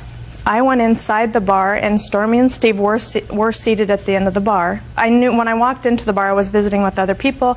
I could tell she had given me an evil eye, that she was upset about something at that time. So when I approached Stormy, I said, "Hi, Stormy." She said, "Hi." I said, "What's wrong?" She said, "I'm a little bit pissed at you." I said, "Stormy, I don't come up here. I don't call you guys. I don't want anything to do. I don't try to get involved in your little soap operas, but yet I still seem to get involved." Did she tell you why she was annoyed with you? For the simple fact that she did not think that I should be at the ranch. At that time, she was under the impression it was her ranch, her house, and that she had to say who could and could not be there. Is that what you told her? No. There was a time where I remember her coming in and talking to me, but I don't remember saying anything that I was ever upset with her. Okay. Fine. We had the conversation, and I then stated I thought it would be a good idea if she was going to live at the ranch, that she purchase her own mobile home to live out there. Just a second. Why are you giving her advice? I'm just curious. If you know she's annoyed with you, why are you giving her advice? Because we're having a civil conversation at that time. So that's on the 26th of July. Can we move over to the 28th of July, please? Yes. Which was a Sunday. We had been to the rodeo the day before. Stormy and Steve came home. The kids and my stepdad were out. And you were staying at the ranch? Yes, we were. Okay, and they were living at the ranch? We were living, yes. Good. Okay, so they arrived Sunday morning. I'm in the kitchen cleaning up from breakfast, doing the dishes, and I said hi when they walked in, and Stormy snottily to me said, under her breath, "Hi." So I then asked her why she had an attitude. Had an attitude with me. She then tried to leave and go to her bedroom. I followed her. Why? Because we're having a discussion. She didn't want to have a discussion. Discussion takes two people. She didn't want to have anything to do with you. She was leaving. What happened when you followed her? Then she tried to shut the door. I pushed the door open. I said, "No, we're going to talk. I want to talk to you now." She sat on the edge of the bed. We had a very short-lived conversation. Well, what did you say to her, and what did she say to you? It was just... She tried to go into her room. You pushed your way into her room. She sat at the edge of her bed. You had a short conversation. I want to know what the conversation was. It was all based on this. She didn't think that I should be at the ranch. When she had forced herself into my room, I said, "Lori, I don't want to talk to you." I said, "I don't have an attitude problem, and that was it." I said, "I don't want to talk about it." And she said, "Well, we're going to talk about it." And she had a hold of me, pushing me on the bed, holding me in my room. Okay, go ahead. She's like, "We're going to talk about this." I said, "No, we're not." And I got out of my room and went outside. That's when I had went outside. And a minute, two, behind me, here she came. And what happened when she came up behind you? We started talking.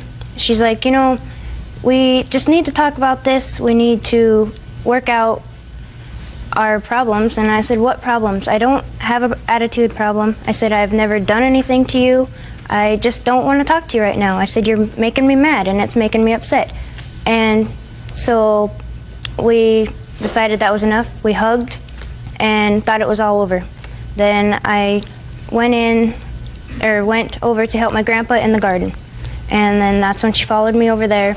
She's constantly yelling at me, saying that I have a bad mouth, I'm spoiled, I need to have my attitude adjustment. Now, what did she say when you were in the garden? She was just constantly screaming at me. You mean while you were helping your grandfather in the garden, she was screaming at you? Yes. What was she saying?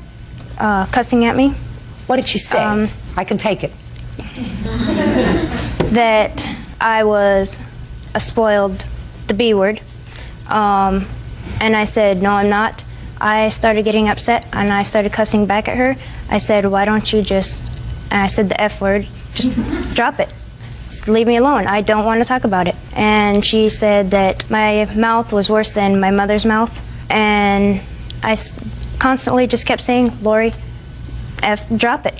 I said, "I'm not going to talk to you about this." And she said, come over to my face and say it. And I was like, "No." And I was talking to my grandpa, and we're working in there. She's like, "Well, come on, why don't you say it? Come over here and say it to my face. I'll slap you." And I was approximately this far away from the fence. And I just leaned over and I said, "F you" to her face. And put your hands down. I'm listening to her. And that's when she reached over to try to slap me. I grabbed her arms right here. I may have dug my fingernails into her arms right here. But she was swinging at me, and I had fell over the fence, and I believe I might have caught her shirt. I think that's how her shirt ripped, and it had caught her shirt, but that was it. And then I walked into the house and was proceeding to go to the bathroom because I had blood on my face, which I have Blood pictures. from what? Her scratches. Oh, she scratched you in the face. Yes. Go ahead. And so I was going to the bathroom to clean up my face. She had followed me in again and grabbed me right in front of the stereo when we walked in the house. And that's when my husband came in and stood in between us and said, "That's enough. You guys need to knock it off." After I was done cleaning my face, I went back outside to finish helping my grandfather, and she proceeded to get her things and the kids and leave. The assault that you're referring to are the scratches on your face. Is that right? Yes. That was the assault? Yes.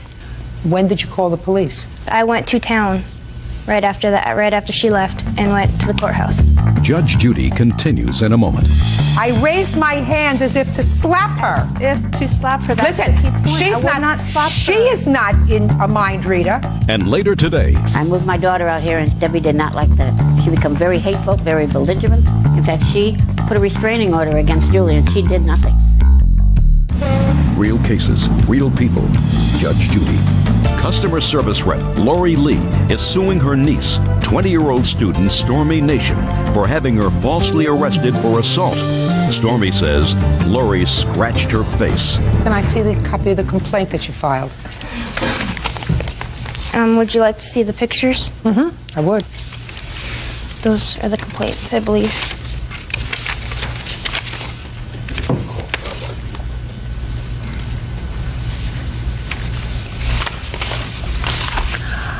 Miss Lee, were you arrested on a charge of assault, or is the false arrest that you're talking about really Miss Nation's application for a protective order? They had a warrant for my arrest. Can I see the paperwork she has, please? All of the minutes. Thank you.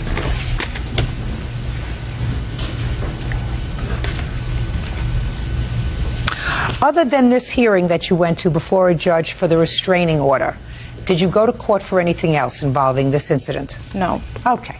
The only decision that I have to make today is whether Miss Nation, your niece, whether she was within her rights to go to court and say, I want a protective order against my aunt because this is what she did to me, and she was following me around, and I want her to leave me alone. And Miss Lee, based upon what I've heard from both of you, despite the fact that the court after the hearing dismissed the case because the judge said the evidence suggests that you raised your hand first against her, which you seem to say also in your complaint, that you went to slap her in the face and she caught your hand. That's what you said you did. You went to slap her and she got your hand. It's also clear to me that you probably say to yourself, listen, I'm the grown-up, I'm her aunt, I want to clear this up with my niece. She's not going to get away with, disrespecting me, but she's a grown-up. She's not 10 or 11 years old. You can't put her in a timeout.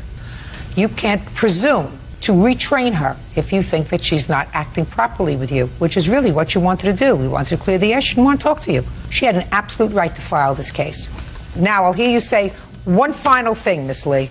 I did not slap her. She told me to F you. I had apologized to her. I went out to the yard and I said, Stormy, I am sorry. I do not want to fight with you. And I told her to come and say that to my face, and she did.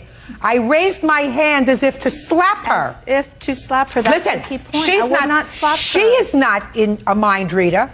You raise your hand in that kind of a heated moment, and she grabbed your hand because she thought you were going to slap her in the face. That's what you said in any event. Miss Lee, she had every right, based upon what happened that day, to file an application for protective order against you. So your case for false arrest is denied. That's all. Step out. Why is that you may step out? Jealousy. Stating that I'm jealous. The relationship between my grandfather and I. If anybody's jealousy, it's my sister. She's angry. She has her hate. And she's upset. That her mother and I feel for each other. That I was right and she was wrong. And it's really sad. Nothing really to do with her anymore.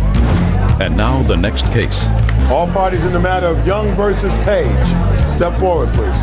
Baker Vicki Young is suing her ex-boyfriend, machinist David Page, for the return of personal property and mental anguish. David is countersuing, also for the return of property and for defamation of character. Ms. Young, I gather from your complaint that you and the defendant lived together for 15 or 16 years. Yes. You have no children together? No. But you had 3 children from previous marriage who, according to Mr. Page, he supported during those 15 years because you were not receiving child support, and he took care of you as a family. Would that be a fair statement? Yes. This is your complaint. Your complaint says that there came a time when you had an argument. According to you, he accused you of cheating. According to him, it was something else, and that you were jealous and he couldn't take it anymore. He locked you out of the house, and you claim that he has certain property that is rightfully yours that he will not let you get. So that's what your lawsuit is about. Yes. Correct? And you're also suing for mental anguish. I'm not interested in you. If you had enough of him, you should have left him before. You don't get compensated for mental anguish. He wasn't good to you, you should have packed up your bag and left. Got it? Right. Mr. Page says, on the other hand, that you took property from him that you were not entitled to take. He doesn't have any property that belongs to you, and that you defamed his character. He's going to tell me about that, and he wants to be compensated. So when and under what circumstances did you leave it's not the marital home, the cohabitation home, for want of a better word? August 21st, and it was a Friday morning, about 4:30 in the morning. So what happened on August 21st? He was mad at me. I was in bed. He had gotten up, took a shower, came back, and put his forearm down on my neck, pushed my face down into the pillow, and I couldn't breathe, so I had to move the pillow. And he told me that I was out cheating on him the night before, and that he wanted me out, and he wanted me to bring the dogs to the pound. So that day is when I moved, and he pulled my hair a couple times. Judge Judy continues in a moment. What do you want to tell me, sir? Basically, you're making it sound like this was just a sudden thing. We had problems in the relationship for a long time. Listen to me. Not Oprah. Real cases, real people. Judge Judy. Vicki Young says ex-boyfriend David Page attacked her and then kicked her out of their home. David says her story is false, and he's countersuing for defamation of character. What items do you claim are in the house that belong to you? Well, a bike jack is one of them. And, a bike jack? Yeah. Do you have her bike jack? She is in possession of that. That was in the storage unit. Okay. What's next? The printer and the fax machine. Printer and fax machine? Yes, I do have that. Okay. Printer and fax machine. She's going to pick that up. Okay. Okay. What else? He does have my truck key. I've asked for my truck key. Yeah, the key you have for her my truck key? Yes, I do, and she also has a spare key and remote control for my truck. Okay, will you return that? Yeah. Perfect. Could you give that to him, please? And do you have her truck key? Yes, I do. Here we go. This is so easy. Not even breaking a sweat. Have a sense, Mr. Page, you're just happy to have it over. The exchanging of the keys. Phew. What else? That's the only thing I have proof of. Perfect. Now, Mr. Page, what do you want to tell me, sir? Basically, you're making it sound like this was just a sudden thing. We had problems in the relationship for a long time. Listen to me. Not Oprah. Got it? Okay, what would you like me to... I would like to know about your lawsuit, sir. Okay. You have a counterclaim. Yes, when... You want to tell somebody about your relationship? You go on Oprah. When she moved out, she moved in with a friend of hers, and I had tried contacting her about some mutual property, and next thing I knew, I was getting a stalking petition against me. What happened to that stalking petition? I went to court for it, and her friend never showed up, so it was dismissed from court. What do you mean her friend? What her friend? It's her friend she was staying with. She's the one that pulled the stalking order. Well, then, okay. That's not defamation that you can attribute to her. Well, basically, what happened after that, once this got thrown out of court, the police department at home had told me to try to contact her before going to small claims court about the storage unit. So I tried calling her twice at work after this stalking petition was over, and next thing I know, 2 days later, I get a restraining order. And this time it was her that filed it. Can I see it? Yes, you can.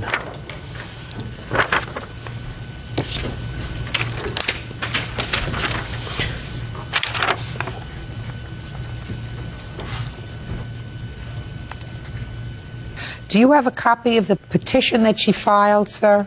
What charges she made against you? Yes, basically it's what she had told you, that I had put my arm on her neck. But this was a month and a half later that she filed this restraining order. The day previous to her filing I got it. What took you so long? My friend had filed for the restraining order because he was calling her in 6 in the morning. I'm not interested in your friend. I'm interested in... Well, I was included on that restraining order, that's why.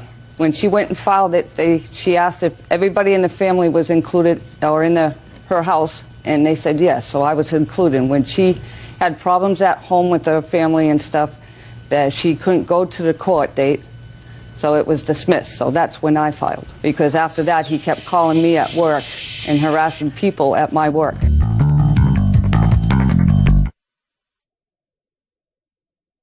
Have anything else you want to tell me?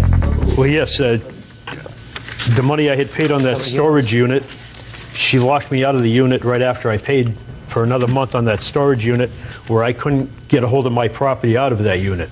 So? I had some weightlifting equipment that was worth money in there. Where is it?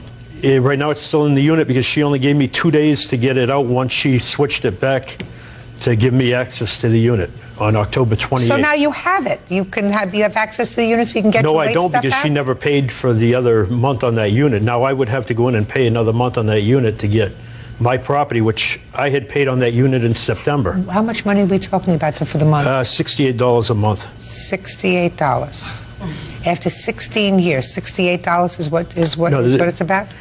No, actually, I earned 3/4 of the income during that time. I raised her children. You're absolutely right. Years. I just really want to know if you want me to bother with the $68. Well, the $68, like I said, that's only a petty thing because that's what I had paid. It is petty. I'm glad you say it's petty. It is petty. You want me to bother with the $68? Did you lock him out of the storage unit? I did at one point. Good. And it's going to cost you $68. On your complaint, you get the printer and the fax to be delivered in a box 5 days. She'll come and pick it up, or she'll come with a police officer to pick it up. How do you want her to deal with that? He can bring it to my son's house. He knows where they live. He's been... Is that good? Okay. Yeah. Fine. Good. Printer and the fax, and you owe him $68 for the storage unit that you locked him out of. That's all. And then he can go pay for the $68 and get his weightlifting equipment. Good. Goodbye. Good luck. Have a happy life. 3 on the calendar in the matter of Tippett versus Coleman. Parties have been sworn in, Judge. You may be seated. Ladies, have seats, please. Mr. Tippett, according to what I've read, you met the defendant in some sort of a chat place on the internet. Correct. And then there came a time when you moved into her home. That's correct. And it is your claim that she kept and or sold some of your personal property when she locked you out of the house at some point after an altercation. That's correct. Ms. Coleman says that she has none of your personal property, that you were abusive to her, that you choked her, were assaultive. That's the reason you were locked out of the house. And that you did have certain property there, some of which you took, and the rest of it she tried to get you to come and get several times. You didn't come and get the properties. She put it out and she disposed of it. She's counterclaiming for the assault. She's counterclaiming for some rent that she says you owe her, and for storage fees for storing the property that you left behind. That's nonsense. Right. You understand that? Yes, ma'am. All right. When did you move in with her and why, Mr. Tippett?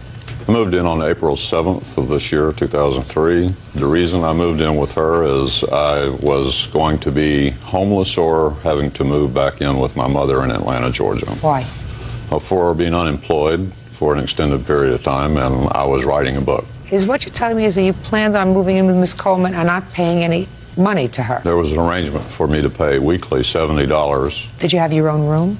No, I slept on the sofa in the living room. Okay. So now you're living there and you move in on the 7th of April. Correct. 2003. When did you move out? Well, I left on the 30th of August. I didn't move on the 30th of August. I was not allowed to get anything. Well, why don't you tell me what happened? On the 29th of August, I went out to get some dinner, and when I returned around 8:30, 8:45, the door had been deadbolted from the inside. I knocked on the door, spent 30 minutes outside using cell phone, calling 911 to get assistance to have her open the door to let me in. She refused to open the door, and she refused to open the door because she said I owed her $30, and I had paid her $40 cash that Friday, and the $30 that I did not pay her, I explained to her, was because I had spent $20 filling her car up with gas that Monday, and twice during the week when she had no money, I had loaned her $5 each time for lunch at work. So the reason she barred the door and was not going to let me back in was because I owed her $30. Did you get any of your property at any time after August 30th? Well, I stayed the night after the police came and were called after I kicked the door in. Oh, so you kicked the door in? Well, I kicked it once and the door opened and it shattered the door jamb. So yes, I kicked the door in. Were the police with you when you kicked the door in? Were the police what? With you? No. Well, what happened when you kicked the door in? Well, I had a burrito that had been going cold for about an hour. I sat down on the sofa and ate it. What'd she do when you kicked the door in? She called the police, and I sat and waited and let her know when the police had arrived, and we talked to the police when they got there. And you stayed the night that night? Is that yes, right? I did. And you left the next day? Left the next day. What did you leave? I left everything. Like what's everything? All of my computer, my bed, most of my clothing, every belonging that I had other than what I could carry in my arms. Did you ever get your computer? No, I did not. Where's his computer? I had to sell it to pay for glasses after 3 weeks of him not coming back to get it, and I had to have glasses for work, and I had no money to pay for it. That he broke. How much did you get for I got $150, and I brought. What else did you sell? That's all I sold. Where's his bed? The bed is at my apartment. He gave me the bed before he moved in because mine was too short for him to sleep on, and he didn't have a place to store mine. I thought he was sleeping on the sofa. He didn't want to sleep on the sofa after he moved in. He wanted me to sleep on the sofa because he worked harder than I did, and the sofa was too short for him. Did he come back to the house with a police officer to get his other property? No, we tried to get him to. The lieutenant that investigated the case and he was supposed to have taken his stuff the day he assaulted me. He would not make an effort. I want you to tell me about the assault, Ms. Coleman. Okay. He kicked in the door. Yes, ma'am. And what happened when he kicked in the door? He took my cell phone and the home phones and kept them to himself that night so that I could not call the police. This was after the door had been broken down, and it took him 30 minutes to knock down that door with a deadbolt on. It wasn't just one time. He kicked it all, and all the neighbors called the cops. I had 5 sets. Why had you locked him out? Because he would not pay rent. I told him the only way you're going to stay with me is if we get your own room, and your name is going to go on the lease, so you're obligated to pay the rent. He would not do that. He said he wasn't going to pay me rent, he wasn't going to pay anything. That I could get a 2-bedroom, but I could pay for it myself. And I had gone to work. He had a job, but he quit it because he didn't want to work. He wanted to write his book, and he wanted me to support him while he did that. What was the entire rent on the apartment? $600, $589 actually a month. That includes all the utilities? No, ma'am. He had to have cable TV, so we had the cable TV. We had electric. We had phone that he called his mother on. Also, when he moved in, he agreed to go to work and pay me rent. After a month, I had to make him go to work. I called the cops. I wanted him to leave. He would not leave. He said he refused to leave. Robert Tippett says ex-roommate Sally Coleman owes for the return of his belongings. Sally says she kicked him out because he tried to choke her. Mr. Tippett, I'm not buying it, sir. You kicked in the door. Who did you expect to pay for the door? Oh, I was quite prepared to pay for the door. Good, you just did with your computer. What? You just did with your computer. Paid for the door that you kicked in. And also my glasses that he broke during the assault. Well, tell me about the assault. When was this assault? As far as I heard, he broke down the door and came in and sat down on the couch and ate a burrito. Right. He told the police that he would leave the next morning. He agreed to. I knew he had a paycheck in his pocket, which he wouldn't share with me as usual. And he said he would get all this stuff the next morning. It was like 11 o'clock the next morning. He still was making no effort to leave. I started putting his stuff on the couch. I said, okay, get your stuff. Get out of my house. He wouldn't make any effort. So I started to take his stuff out and put it on the porch. He grabbed me by the hair, slung me around, slung me on the floor, put his arm around my neck, tried to choke me until I almost fainted. Then he pulled me up off the floor by the hair on the back of my head and told me he was going to kill me for what I'd done to him. Is that right, Mr. Tippett? No, it's complete fabrication, Your Honor. Really? I mean, none of this happened. I had Your a Honor, police this report. woman is a liar, and she has a history of doing things that prove that she's a liar. Mr. Tippett, As this Mr. evidence shows right here that Sure, I let me owed her see. nothing. This is where I went down and paid the Fort Worth court $309.98 just a couple of weeks before this event even occurred. Yes. That's why she had no money, and I loaned For her what? $10. For what? That was for writing bad checks, and she called me several times during the day on that day and said that she was going to be arrested for not being able to pay that $309.98. That was my money. He got my paycheck and took it down there to pay because he That's a wasn't lie, working, Your Honor. and I couldn't That's get a off lie. work to go. That is a receipt that has my name on it. I know it has your name on it. She said it was her money. Where'd you get $309.98 from? That was money that I had From where? from work. What work? You told me you didn't have a job. I never told you that. I was an independent contractor for a local courier service in the Dallas-Fort Worth area. I worked it was 5 to 6 days a week and from 8 till 5. Mr. Tippett, Mr. Tippett, don't think so. Who are you? A friend of Robert's. Is he living with you now? No. Good. I have a... Shh. Stand up. How long have you been his friend? Since September, the mid-September of this year. Of this year? Correct. Then you know nothing. Okay. Sit down. Except for one thing. How many days a week was he working starting in mid-September? He started work in, I think it was right at the beginning of October. Thank you. Sit down. Happy. Your computer paid for the kick-down door. Listen to me very carefully. Is he out of your life? Yes, ma'am. Did you change the Thank you. locks? Yes, ma'am. Very good. Goodbye. Have a happy life. Don't take anybody into your home that you met on the internet. You understand me? Yes, ma'am. Good. Goodbye. Thank you. Parties are excused. You may step out. He was so hostile to me that I couldn't stand to leave. I was afraid of him. That's total fabrication. The final straw was when he kicked down my door and assaulted me. I kicked the door in. That's all I did. Live by myself the rest of my life. Get a dog. Airplane enthusiast John Gustafson is suing Randy Stark for the cost of a remote control airplane. John says Randy won't return a plane that crashed in his yard.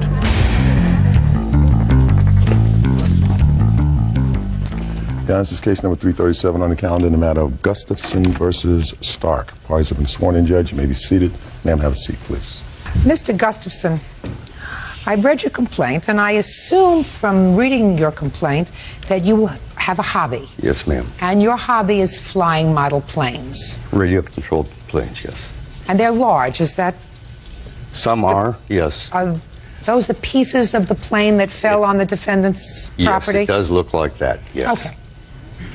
So they're large? Yes. I see the picture. Your complaint is that one of these planes, I assume that one, fell on Mr. Stark's property, and he refuses to return the pieces to you. And the pieces of the plane, although it doesn't look as if it can be repaired, can be put back together again. It's an expensive hobby. It's an expensive piece of equipment. You're suing him for $500 and some odd or the return of your plane. That's correct. Mr. Stark says you've been a nuisance. You and your entire flying club have been a nuisance for a long time. He has property. He can't enjoy the use of his property because of your planes. He's asked you not to fly the planes over his property. There are other places that you can fly them, and he has no intention of returning your plane to you, and he is counterclaiming in the same amount as your claim for harassment, correct? Yes, Your Honor. How long, Mr. Gustafson, have you been flying these model planes? 12 years, ma'am. And how far do you live from Mr. Stark's property? About 7 miles. So you travel to the area of Mr. Yes. Stark's property in order to fly your plane? That is correct. That is a flying site the city has provided us. What do you mean the city has provided you with the flying? The city has leased us the land over an old landfill. Surrounding that landfill, you have property. Some of the property belongs to the Starks, and I assume there's other property around the landfill. Who does that belong to? Various people there. I think there's 7 or 8 homes. Is there any vacant land there? But beyond the site is a national refuge. So we're flying on the on the border, at least a portion of the site is located So landfill. you have the ability to fly your planes, since they're radio controlled, over the National Refuge. No, we don't. Why is that? We can only fly the planes where we can see them. If you can't see it, you can't control the plane. And so we generally fly over the 80 acres of land that the city has provided us. And Mr. Stark's property is beyond those 80 acres? Yes, ma'am. Now, how many times, to your knowledge, have your planes gone beyond the 80 acres onto Mr. Stark's property? My planes? Any of the planes belonging to your flying club? I would suspect that there were a number of times that planes have flown over his property. How many times have the planes crashed on his property? Only one that I know of, mine specifically. Is that correct? No, ma'am. How many times have planes crashed on your property? In approximately 5 years, 4, Your Honor. How do you know they crashed on your property? They would come over trying to look for their planes. Who lives on your property? My wife and myself. Just the two of you? Yes, ma'am. When did this plane crash on the Starks' property? July 28th of this year. Was this the first time you would had any contact with Mr. Stark? No. When for the first time did you have contact with Mr. Stark? He came onto our flying site about 3 years ago, taking pictures of the fellows that were flying. Did he ever register a complaint to you with regard to flying over his property? No, ma'am, he did not. Is that correct? No, Your Honor. You've registered a complaint to Mr. Gustafson? To the Model Airplane Flying Club, Your Honor. May I see that complaint? Yes, ma'am.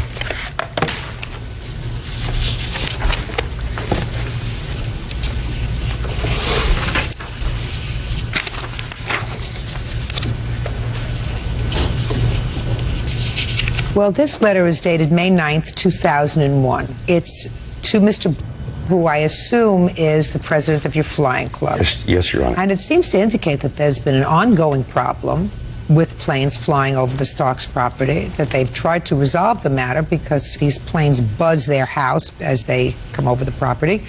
And somebody called the police alleging that the Starks, or Mr. Stark, was shooting at the planes. And the biggest problem with that accusation, according to this letter, is that they don't even own a gun. And this letter is to serve as notice that the next time one of your planes flies over their property, legal action will be taken. Also, this letter is to serve as notice that no one who is participating in any activity of the flying club is allowed to come on the Starks property to retrieve any plane or other item that lands on his property as a result of a plane flying overhead. Lastly, my clients will treat any article that comes onto their property illegally as litter. Now, I assume, Mr. Gustafson, that you received a copy of this letter, as did everyone else in the flying club. I think we were. Of course I don't you were. recall it. Of course you were, because that's what Mr. Blair would have done. He would have sent this out. He would have said, listen, I don't think that he has a leg to stand on, but he's had an attorney send us this letter. Nothing happened as a result of this letter, I assume. No, ma'am, Your Honor. Okay. Well, Mr. Gustafson, on the 28th of July, you're flying your plane and it crashed on their property. That is correct. You went over to get the plane? I did not. We had to locate it first. We noted then that it was on Mr. Stark's property. Knowing that we couldn't go on there... well, you knew that then as a result of this letter? Yes. So you do remember getting the letter? Yes. Okay. Yes. Go ahead. Decided that we would call the police to get an escort to the property. And Mr. Stark, I apologized for the incident. I told him that I was insured. If there was any damage, I would take care of that. There was no damage. He said he would keep the plane. That's what he said he was going to do? Yep. Do you fly over anybody else's home?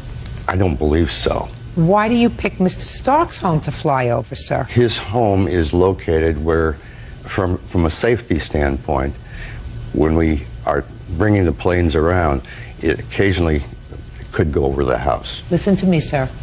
Whose safety? Judge Judy continues in a moment. Right there, Your Honor, there's a divot that was put in my property by the nose of the airplane. If that went into somebody's head, Mr. Gustafson, it would have killed him. Yes, ma'am. Real cases, real people. Judge Judy. Model airplane enthusiast John Gustafson says Randy Stark won't return his remote control airplane. Randy says the plane crashed in his yard and he's keeping it. You got a permit from what county to give you this landfill site? From the city of Decatur. And why do you think that they didn't give you a site in downtown Decatur? Well, they actually replaced a site that we did have down there. Why do you think that they didn't give you a site in downtown To move away Decatur? move away from people. That's right, Right. Mr. Gustafson, because something that's that size and metal, if it lands and it goes out of control, can cut somebody's head off, Yes, ma'am. can maim somebody, so that the city of Decatur says if you want to fly your planes, which is fun, you go out where there's just a lot of old garbage. We understand each other? Yes. That's fine. If you find, Mr. Gustafson, that you can't safely land your plane within those 80 acres, go someplace else. Why are you annoying these people? They have a right to peacefully enjoy their property. And I really think it's pretty obnoxious. You've chosen the safety of your plane over the safety of the Starks, you and the other members of your flying club. Because there are other homes there. Well, we don't fly over the other homes because it's a safety issue, not a safety issue for any of our members. It's a safety issue for our metal. Well, they're out doing gardening in their house, and all of a sudden this thing comes crashing down. Fortunately, it has not hurt them. Why do they have to wait until it hurts them? They can be having a party at their house. They can have children playing outside. They have to worry that somebody is going to be injured by one of these things that's falling out of the sky. That's outrageous. Okay? That is my common sense and emotional response. Having said that, let us assume, Mr. Stark, that somebody loses control of a car that they've been driving up and down a road near your home. Yes, ma'am. And you put them on notice. Don't drive, don't speed in front of my house. And this car comes careening up your driveway, up your front lawn, and into your living room. You think you can keep the car? No, ma'am, Your Honor. You got what I mean? Yes, ma'am. Okay. So, you have a counterclaim. Yes, ma'am. And your counterclaim is for harassment. Yes, ma'am, Your Honor. I'm going to hear you about that harassment. Okay. Your Honor, I have a tape here showing the loudness of the airplanes when they come on my property, and also the tape of the plane actually crashing on my property. I'd like to see it.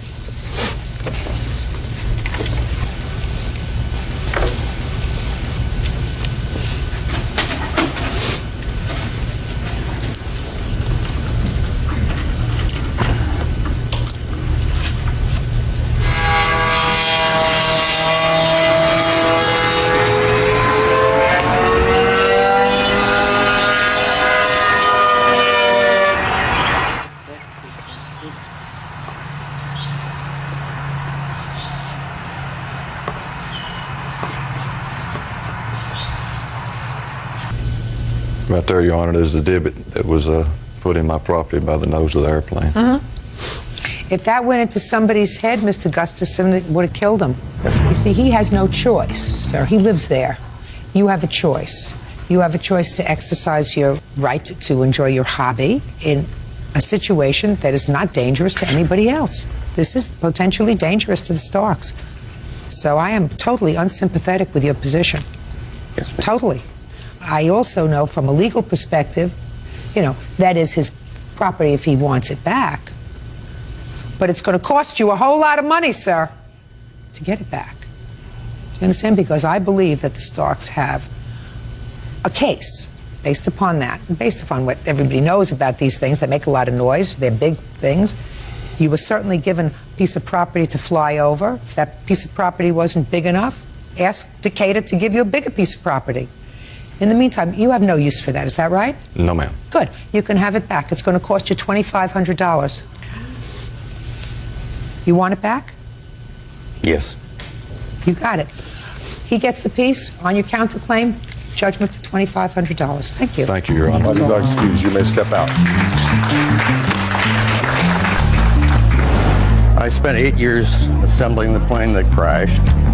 Probably had $800 in it, and 12 minutes of flying time. Basically, they just kept harassing me, and I couldn't get any relief, so I had no other choice but to hire her. That was a contest that was scheduled, and they knew it was coming, and the cameras were there and ready. I went from a nighttime job to a daytime job because I couldn't get no sleep. I see Judge Judy's point. I think she probably did a valid job.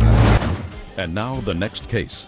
All parties in the matter of Jaramillo versus Adamo. Step forward, please. Administrative Assistant Catherine Jaramillo is suing the mother of her daughter's ex-boyfriend, medical transcriber Barbara Adamo, for a loan to catch up on her bills. Ms. Jaramillo, according to what I've read in your complaint, your daughter and the defendant's son used to date. Yes. And that's how you knew her? Yes. How long did they date? About 3 years. And Ms. Adamo at some point had some financial difficulties. You claim a series of loans to her, loans amounting to $2,950. Yes. The kids are no longer an item, they're no longer together. Ms. Adamo says that while maybe she acknowledges one loan to help her pay her rent, she'd never received any other money from you. And in addition, she says that there was some sort of a set-off for that rent money, which she's going to tell me about. When and why did you make the first loan? My daughter came to me and said, you know, can you help her out a little bit? They don't have any food in their house. Both of her sons were living there at the time. She had 4 kids there at the time. And they didn't have any groceries, and she didn't have any money. So I said, sure. So I gave my daughter $100 to take over there so that she could go grocery shopping. Okay. That's not a loan. Right. That's right. a gift. Oh, right, I understand that. Okay. Did she call you and thank you? Yes, she did. Tell me about that conversation. She just said that she was always out of money, that she was having to go to check cashing places and get payday advances, that no one had ever really sat down and taught her how to pay her bills or how to budget her money.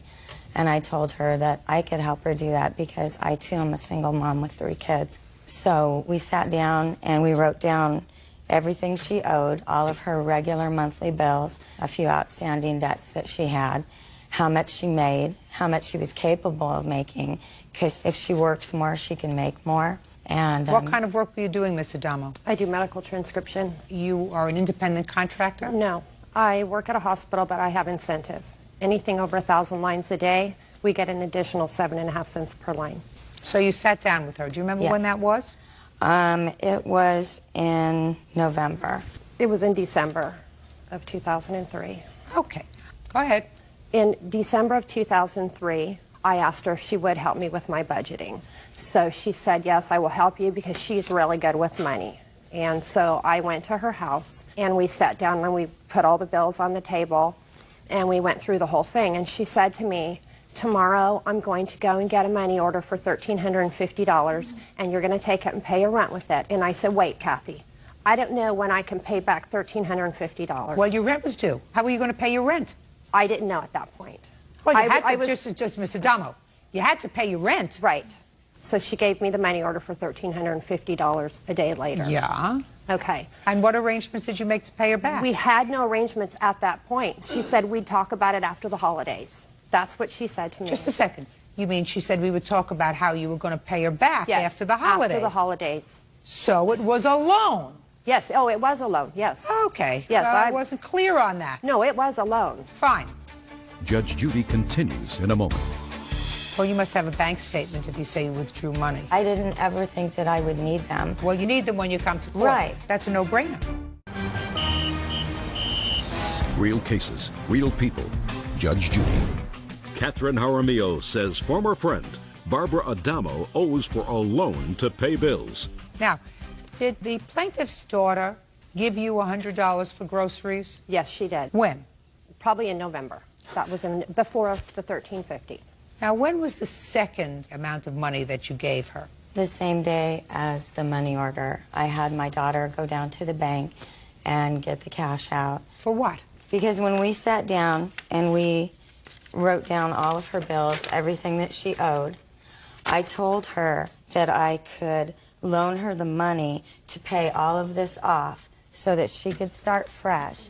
And she said that every year she got a really big tax check and that it would be February, March, and that she would be able to pay me back all of this. I completely wiped out all of her debt. She's never disputed that she's owed me this money until today. Just a minute. How much did you give her in addition to the $1,350? I gave her $600. Is that right, Ms. Adamo? That's not right. How much did she give you? The only cash she ever gave me was the $100 in November, and then I received a money order for $1,350. I never ever received any more cash after that point, ever. Okay. Let us assume for the moment, just other than the $1,350 and what you claim is a $600 cash loan, is there any other money that you loaned her? Yes, I gave her $600 right before Christmas because they didn't have a tree. She wasn't going to be able to get the kids anything. Do you have any proof of that? No, I do not. Well, you must have a bank statement if you say you withdrew money. We no longer have those. I didn't ever think that I would need them. Well, you need them when you come to court. Right. And you knew you were coming. Shh, listen to me. And you knew you were coming to court. Right. So it's very easy to call the bank and say, get me a duplicate statement. Right? Right. That's a no-brainer. Okay. $1,350. Let's go. Okay. And then my son graduated from boot camp, and I took Andy and her daughter, which she was supposed to reimburse me for that trip, which I have the plane tickets and stuff, and that was supposed to come off the $1,350 that I owed her. And all of this was verbal. We never wrote anything down because we were friends at the time. I was very grateful for what she had done for me. So you should have paid her back. Yes. And you still should pay her back. Well, I did. You explain to me how you paid her back, and give me the whole story. You were going to visit your son. Yes. And at that time, your son and her daughter were an item. Correct. And your son wanted you to bring his girlfriend. Actually, look, your son wanted you to bring his girlfriend. Yes, he wanted to see her. Right. And she said, let me just speculate. She said, she's not going. I don't have the money for her to go. No, that's not what she said. As a matter of fact, I asked the daughter not to go because at that point I thought I was only going to have 5 hours to spend with my son because right after graduation he was being sent to Florida. According to your answer, madam, you said, I spoke to Kathy and she said she wasn't willing to pay for the expenses for Andy and her friend. That's what you swore to in your answer. Right. So we were supposed to take it out of the $1,350. She wasn't supposed to give me the money. That's what we did. That's what we agreed upon. Go ahead. That is simply not true. My daughter was going to go see her boyfriend graduate. I paid for the trip. That was her birthday present for me. She bought the tickets online. I went over there and took her the cash for the tickets. Well, I paid for her trip, plus I gave her money to spend while she was there. Let me ask you this question. Why would you give her money if she owed you all this money? Because she wouldn't have the money to buy the tickets, and I wanted my daughter to go. She wanted to go. She did not want my daughter to go. I didn't want her to go because of the fact that we only had a couple hours. So I asked her, let me just spend those few hours with my son. I've only got 5 hours with him. She threw such a fit. And Andy did. Her daughter threw such a fit. Her daughter did. And what about your son? My son understood that I only had the 5 hours at that point. At first, he did want her to go. Listen to me. Your son wanted his girlfriend there. Of course he did. Your son wanted his girlfriend. Of course It's he very did. nice to see his mother. Absolutely. Mother, I want to see my girlfriend. Right. If my mother brings my girlfriend, I'd be happy to see my mother. But put your hand down. But if I had to choose, you said my girlfriend, and you can write me a long letter. All right, you owe her $1,350. That's what I'm satisfied she gave you as far as a loan is concerned. As far as the rest of the cash that you gave her, I'm not comfortable with awarding her that cash because you had the opportunity to have proof here before me that you did, in fact, at least take the money out of the bank. You chose, that was a conscious choice not to do that. And I don't believe that there was any sort of a set-off for these plane tickets. Judgment for the plaintiff in the amount of $1,350. That's all. Parties are excused. You may step out. This is case number 470 on the calendar in the matter of Terrietta versus Coleman. Parties have been sworn in, Judge. You may be seated. Gentlemen, have a seat. Ms. Terrietta, this is your mom. Yes. And you're suing her for a couple of things. First, you were living with her and her boyfriend. I assume this is the boyfriend? Yes, it is. For a while. You and your husband? Yes. And children? My baby. Your my baby? 6-month-old One son. child. And there was some sort of a disagreement, a dispute. You left the house and you claim that your mother still has some of your property. Yes. That's one. Number two, you claim that your mother falsely reported to the police that you had stolen a credit card from her. Correct. And you were arrested. Yes. Your mom says that she has none of your property, and I don't understand her defense with regard to the credit card. Is what you're saying, Ms. Coleman, that you didn't call the police, but your boyfriend called the police? Exactly. Okay. Now, when did you and your husband and baby move in with your mother? April 2004. Why? My mom didn't raise me. My father raised me from when I was 3 and my brother was 1 in New York. And I talked to my mom maybe 3 or 4 times a year for my whole life. She asked us to come there and come visit her, so I brought my son and we came to visit. I visited for about a month, and she said, why don't you come here with... Well, what was your husband doing when you were visiting? He was still at work in North Carolina, where I'm from. Okay, go ahead. And then we were there for about a month, and John had come to visit 2 weekends, and she said, you should come here, save up all of your money, live with us, and you can save up enough money and get a house and come live here. So we did. Where is here? It's Cincinnati, Ohio. Okay. And things were pretty normal and good for a little while. Did your husband find a job? Yes, he did. Okay. And I got a job at the end of August. After that, I think things went downhill from there. She was watching my son while I was going to work, and he had diaper rash almost every week to the point where his butt was bleeding, and I had to fix it every weekend. Can you tell me on what day you moved out? October 16th. Had there been an argument? Yes. About what? They came home, they had been drinking. My brother was back from Iraq with his wife, and they came into the house and they were stomping and slamming doors and screaming. And I asked my brother, I was like, can you be quiet? My son is sleeping. And he stood up and he was like, I don't have to be quiet, I don't have to do anything. And then Ron came up behind him and he was like, this is my house and this is my rules, and if you don't like it, you can get out. And he was screaming and acting like a psycho, so I went and got my husband. And he got in my husband's face and tried to start a fight with him and said, come on, big boy, come on, big boy. You want to do something? I got it. So things were, so you left that night? Yes. And she came into my bedroom and she brought her purse with her. She took out her wallet and she opened it up and she went to looking through her credit cards and she went to give me the black one that I use sometimes, and then she goes, oh, you have my GM card, why don't you just use that one? Get a week at the hotel, and I'll get you somewhere to live. At the end of the week, I'll get you somewhere to live. Well, why would she get you somewhere to live if you were working and your husband was working? Because she felt bad because we had moved there.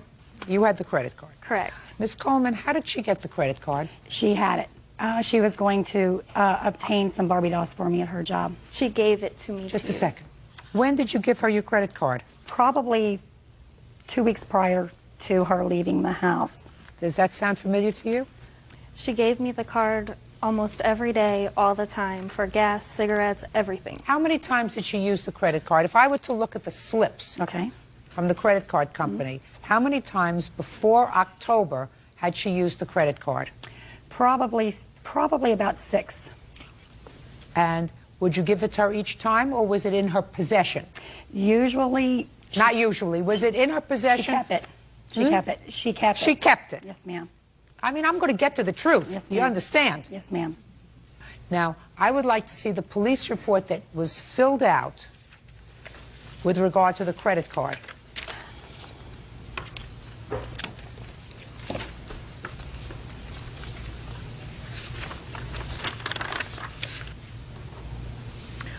Well, first of all, Mrs. Coleman, you filled out this police report. This is in your handwriting. Yes, they made me. No, nobody makes you do anything, and you say here that she used it without my knowledge or permission. Right.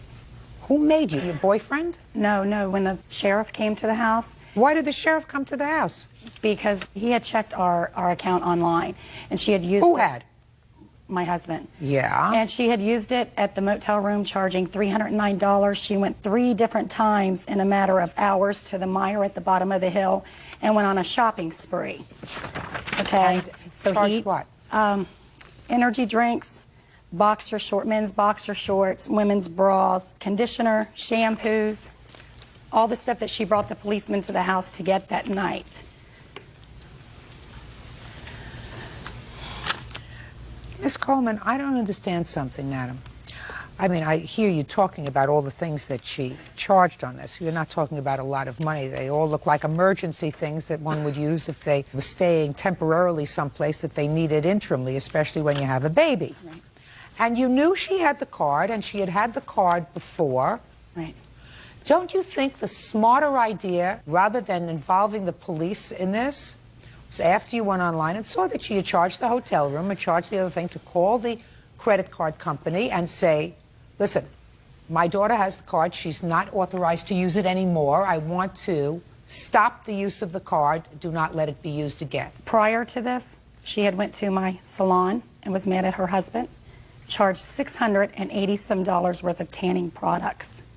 My husband and her had gotten to a confrontation over it, and he told her, you are not allowed to use this credit card unless your mother gives you permission. He said, because if you use this without my knowledge, he said, I will file a complaint on you. Don't you think that it would have been smarter, more maternal, if you say to whatever his first name is, Joe, she's my daughter, she left the house, she's got my grandson with her, we don't want her to use the card anymore, just call the company and tell them, shut off the card. I don't want to involve the police, I don't want her to be arrested. Did you say that to him? Yes, ma'am. And what did he say? Well, he said that he had already told her that she was not allowed to use it. And before she brought it back, minutes before she came to my house with the policeman standing there, she stopped and got a pack of cigarettes at the corner store. You think he did the right thing? No, ma'am. You think you did the right thing? Yes. You did the wrong thing. Understand something? You're not blood. And what you did was irrevocably injure, if it hadn't been before, her relationship with her daughter. If you didn't want her to have the credit card, you should have taken it back. We attempted to take it back. No. Your girlfriend says that you told her you can hold on to it, but if you use it again without your mother's permission or my permission, I'm going to call the police. And I'm saying, is she lying to me? No. Well, and I'm saying to you, if you didn't want the temptation there, you should have taken the credit card back. But you don't put her in a situation where she's got a baby and the police come to the motel and take her away and arrest her. That can start a process going from which it's very hard to extricate yourself. Very stupid. But they were entitled to do it. And I somehow think that your mother is sorry that it happened. She's sort of stuck between a rock and a hard place. I know. You got it? I know. Okay. What does your mother have in the house that belongs to you? I have pictures of some of this stuff, and then I wrote a list of all the things Let that me she see it. has. And I called her and asked for his high chair, and she said, when I was in the hotel, because I said he was eating on the bed, and she said, well, he needs his high chair. And I said, I want my caricature and the calendar of him that I've been making of him since I was born. And she said, you know, I don't think I have those things. All I want is some respect. And she said, Ron's going to take care of it from here, and threw the phone down. Okay. You have these things? I see she showed you a little picture of a toy box that Nicholas is in. That's mine. I bought everything that she's talking about, and I have receipts. I have $10,000 worth of receipts. Mr. Turietti was asked if he had got everything out. He said, yes, he did. He looked at me and said, all's in there is garbage. I can go down to my job, get a truck, come up and throw all that garbage away if you want me to. I said, don't worry about it, John. I'll clean it up. Did you go to the house? Yes, Your Honor. I went on... With or Monday without the police? With the police. Fine. And before we walked in, they wouldn't let us in the house until they had the credit card and the key to the tanning salon. She had to come up from the hotel. We gave them back the credit card, but we are not allowed to go anywhere in the house except the bedroom. Our stuff was in the basement, in another closet. There's a lot of junk here. Yes, Your Honor. All of this doesn't add up to the motel room, right? Right. So what are you doing here? I want the calendar that I've been making of my son since he was born. There's no, you cannot put a price on that. I put pictures of Okay, it. do you have the calendar? No, ma'am. And if it wasn't all that garbage, and what I had done was bought cases Do you have of the Pampers. calendar? The No, answer is ma'am. no. She doesn't have the calendar. That's just to hurt me. That's just to keep things from me that are She of doesn't my have son's. it. Listen, you used a credit card, and I think that you probably knew that you weren't supposed to use the credit card at the time when you used it, whether you did or whether you didn't. What he had to pay for as a result of your using the credit card is more than this. They didn't pay for anything. That's why my case was dismissed on January 21st, because they could not provide the receipts because they didn't pay the bill. Oh, really? Really. Is that right? You would have to ask Ron about that. We did pay. The reason it was dropped is I'm going through some cancer treatments. I didn't feel like going to, I couldn't. I was throwing All up. I want to know is, did you pay for the motel? We've reported it to the credit card company They did not. as a misuse of the credit card. So the answer is you didn't. No. Judge Judy continues in a moment. And later today, She said that there's no need to make the payments now that the car's wrecked. So she told No, me. you just made that up as you're going. No, ma'am. Did you say that to him? No, I did not. That's not what you wrote in your complaint, sir. real cases, real people. Judge Judy. Beatrice Turrieta says her mother, Beatrice Coleman, had her falsely arrested for credit card theft. Beatrice says her mother gave her that card. You bought certain things for your grandson. Toy box? Yes, ma'am. Do you have that? Yes, ma'am. Okay. High chair? No, ma'am. I don't have the toy, but I didn't. Oh, that's a walker, yes. But I don't have that. They have that. Yeah. But this you have? Yes, ma'am. You want this? I don't have that other thing. Just listen to me. Do you want this? Yes, I do. Okay. You have any problem with them having that? No, ma'am. Okay. If you want to go over there in the company of a peace officer within 5 days, you can get those things. Understood? Understood. Very good. Thank you very much. That's all. Excuse me, step out. I was born to that, who I haven't seen since I was 3, and I will never see again. I would have still give her the $3,000 if that's what she wanted. She's not a mother. She doesn't know how to be a mother. She never will be a mother. When she came to my house, she asked my husband where his connection was for cocaine, so I'm sure that's probably what she needed it for. Either that or a gallon of Captain Morgan every week. I do like Captain Morgan, but I'm a little fat to be on the coke. You think? She's been in prison before for Swelter, welfare actually. fraud. I was in jail. I wasn't, and I've made mistakes in my life. My dad told me I was selling my soul to the devil when I came to her house, and he was right. And now the next case. All parties in the matter of Ballounis versus White. Step forward, please. Executive search consultant David Ballounis is suing his former employee, 23-year-old waitress Erin White, for an unpaid loan to buy a car. Erin says David gave her the money with the hopes of having a relationship. Mr. Ballounis, you claim a loan to the defendant for a car. Correct. And she said there was never a loan, that you made a gift to her of this money for the car. And in addition to that, she says that she did some work for you. How do you know her? We had met when I was working on one of my rental properties. Erin approached me and asked if she could help out on some of the properties in order to supplement her income. Help out doing what? Painting, cleaning, wallpapering. What kind of rental properties do you have? I have townhomes, condominiums, and some single-family homes. And did she do any work for you? Yes, she did. When did she start to do work for you? She began work someplace in the neighborhood of 7903.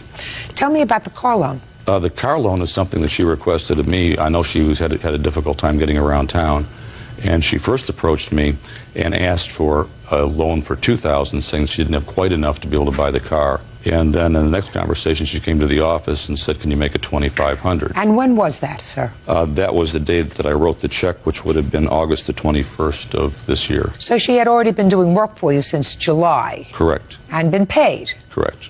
So you gave her a check for $2,500. What was the agreement as far as repayment? A repayment I had actually, because Erin, at least at that time, said she was interested in doing more work. I thought my downside risk was somewhat limited, and she seemed like a reasonable person. So I had her sign a promissory note as well as an amortization schedule. Can I see it, please? Yes.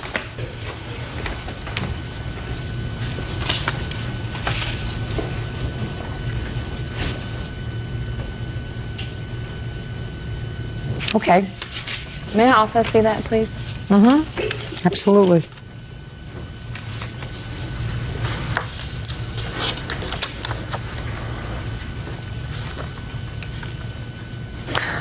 On the money that I had borrowed from Mr. Ballounis, there was a period of time that was for about a week and a half before I had asked for the money from him, which I was not paid. When I had gone back through, recaulked things, done my final cleaning, I had waxed down the cabinets, scrubbed the hardwood floors, which was, I feel, as far as $2,500 was payment for the work that I had done that week. I didn't understand the word you just said. Is what you're trying to tell me? As far as the I'm $2,500. speaking. Judge Judy continues in a moment. A loan, as far as me working it off or me giving him, is the same thing. No, that's Yes, not it true. is. Well, to me, No, it no, is. no. Yes. No, no, no. Yes. Dear, listen to me. Real cases, real people. Judge Judy. David Baluna says former employee Aaron White owes for an unpaid car loan. Aaron says David was trying to buy her affections. Miss White, is what you're telling me that after you received this loan, which you now acknowledge was a loan, is that right? As far as the loan, yes. You asked me a question. No, I Was didn't it a ask you. loan? No, listen to me. Listen to me, Miss White. What happened was you said, may I see that? Correct. And I said yes. And I handed it to you, and then you started to speak. I didn't ask you any question at all. But since you did volunteer to speak, okay, I want to try to understand what you're telling me now. Okay. You did use the word when I took the loan from Mr. Ballonis. Right. For $2,500, I then went back to the condominiums and did some caulking and did some cleaning down of cabinets and did some polishing, and that was to be used towards this $2,500 loan? No, ma'am. Oh, well, then you want to explain it to me? Okay. Let's start out with, there was therefore, Bert, can I have that? Sure.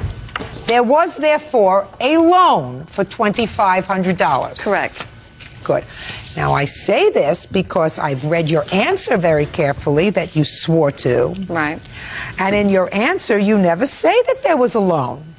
In your answer, you say, the money the plaintiff is asking for is money he willingly gave me to buy a car. I compensated him through work that I did. And then, of course, you say that the reason he gave you this money was because he wanted more of a social relationship than anything else. That's what you also claim in here. But nothing in here, you don't acknowledge a loan in any way. May I speak? And you also say here, I never signed an agreement to pay him anything. Okay, may I speak now to try to counteract with what you're saying? The paper that I signed, if it was a loan or not, a loan may mean advancement of either the money as far as I can work off to pay you back the loan, or I can give you money for back the loan. As far as me working it off or me giving him, it's the same thing. No, that's yes, not it true. Is. Well, to me, no, it no, is. Yes. No, no, no. Yes. Dear, listen to me. If you sign an agreement that gives you a loan schedule, then what you do is have an accounting of, well, after I took out this loan and the September payment was due, I didn't give him a September payment, but I did caulking, painting, papering in the amount of $570. Deducting that from the loan, you sign it, he signs it, and you deduct it. But that's not what that was. Well, then now you can explain it to me. Okay. The money, I had asked Mr. Ballonis for a loan, but prior to when he gave me the loan, there was a period of time which he hadn't paid me. I had two of my checks. He would give me paychecks, made stubs. You know, I would get copies of the checks every time I cashed them. But I had never gotten from that week. And for about a week, he was paying me around $600 a week. Ms. White, to is do my what you're work. suggesting to me that before he gave you this money, you had worked for him and he hadn't compensated you? Right. That's bull. Whatever. Because you are an intelligent, articulate woman.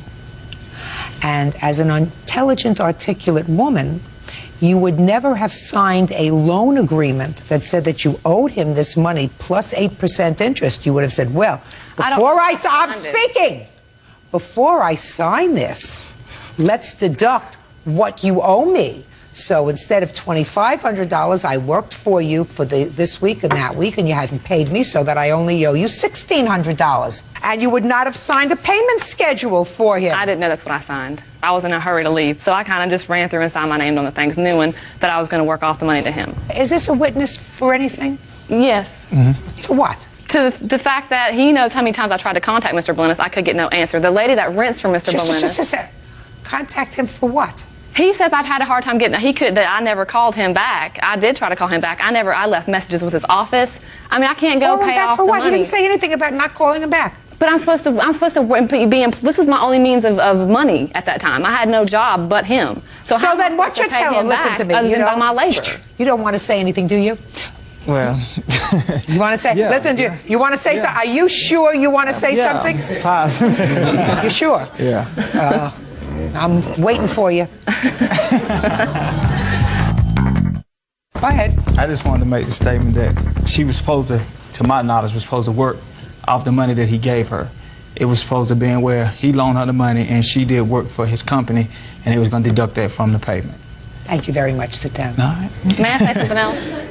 Let me explain something to you, sir. That's not what she just told me. What she just told me was that she had already worked for him and he hadn't paid her. That's also it. Just a second. She had already done work for him and he hadn't paid her. And a big chunk of this money was for money that he already owed her.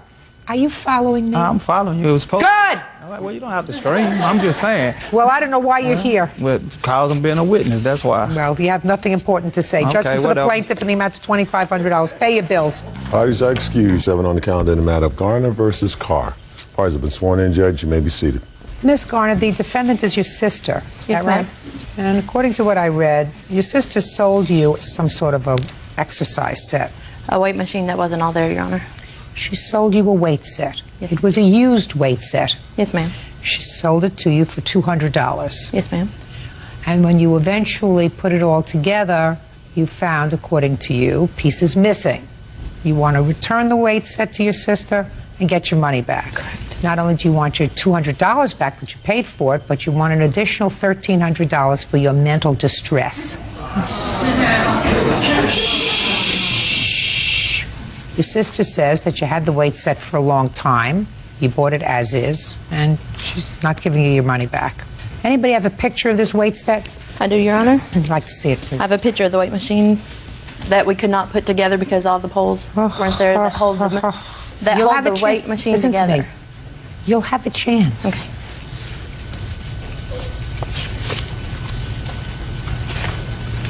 What does it do? It's I'm just looking at this. absolutely nothing right now because it can't go together. But it's for working out. It has the different, It's the whole weight machine all around. It's got the biceps. the home gym. It's a whole full home gym. Okay. When did you purchase this? I believe we purchased it around February. We gave her the money for it. February of this year? Yes, ma'am. When did you take possession of it? March or April. March or April. Was it March or was it April? We'll say April. Yeah. And when did you give her the money for it? Probably February. Is that right? Yes, ma'am. Were you selling this for any particular reason? We had a daughter who's in Children's Hospital for a long time, and I wasn't working, so I was pretty much having to sell everything I owned to help him pay the bills while I was staying in Little Rock. Okay. Who used the weight machine in your house? Nobody. It was in a storage building. How long had it been in storage? About 2 years. Was it in a box or was it set up? No, ma'am. It was just in pieces in the storage building. Is that the way it was when your sister saw it? Yes, ma'am. Is that right? I didn't see it in her storage building until her and I began to load it into the truck ourselves. But when you saw the last time I saw it, it was put together in her house in Texas, I believe. It's a couple of years ago. Yes, ma'am. Several. But when you saw it, when you were purchasing it, I knew she had the machine. She told me that I could purchase it for $250. I said, well, we'll pay you $200. She said, okay, I need the money. And I never saw it before I told her I'd purchase it. She said it was in the storage. She needed it out. She needed the space. And I said, well, if it's usable, sure, I'll take it for $200. When did you put it together? Probably in June. About June. We left it in the same position it was when my sister brought it over because it is a heavy piece of equipment. Okay. So we left it in the position in the garage that it was, and all the pieces exactly where they were.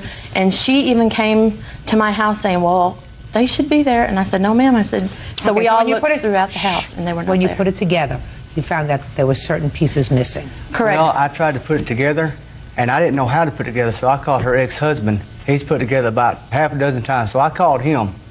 And I said, hey, could you come over and help me put this weight machine together? I had it halfway together. He walked in there and looked and says, hey, man, all the pieces ain't here. So it wasn't until June that you discovered that all the pieces weren't there. Yes, ma'am. And what did you do when you discovered all the pieces weren't there? We called her and told her that, hey, do you still have the poles? There was no hostility or anything. We said, there's pieces missing, can you check? Yeah, let me go check the storage, they may still be out there. So we went out there, and I even come You to her. went? Well, I called her, and she said. No, I said, but they you couldn't went out find- with her. after she couldn't find them. So I said, well, let's dig through. I physically helped her move everything out of her storage building. And you couldn't find them? And they were not there. But she had them stored previously at somebody else's house. Whatever. Did you try to get other poles for the machine? Well, we thought it would be up to her since she sold it to us, and she said she would get us the parts. And so we said, okay. A few weeks went by. I said, I would casually mention it because it upset her when I talked about it. Fine. So because she probably didn't have the money to give you back the $200. Correct. That's what we figured. So we decided that. Good. Okay. And it's clear that some of the pieces were missing, right? Yes, Your Honor. Okay. And your position is that she purchased it as is? Yes. We did not know at the time that the poles were missing, and we offered to buy them. So why didn't you? Well, Your Honor, that's where I come in. I told them to email or get in touch with the company, find out how much the poles cost. I would replace them.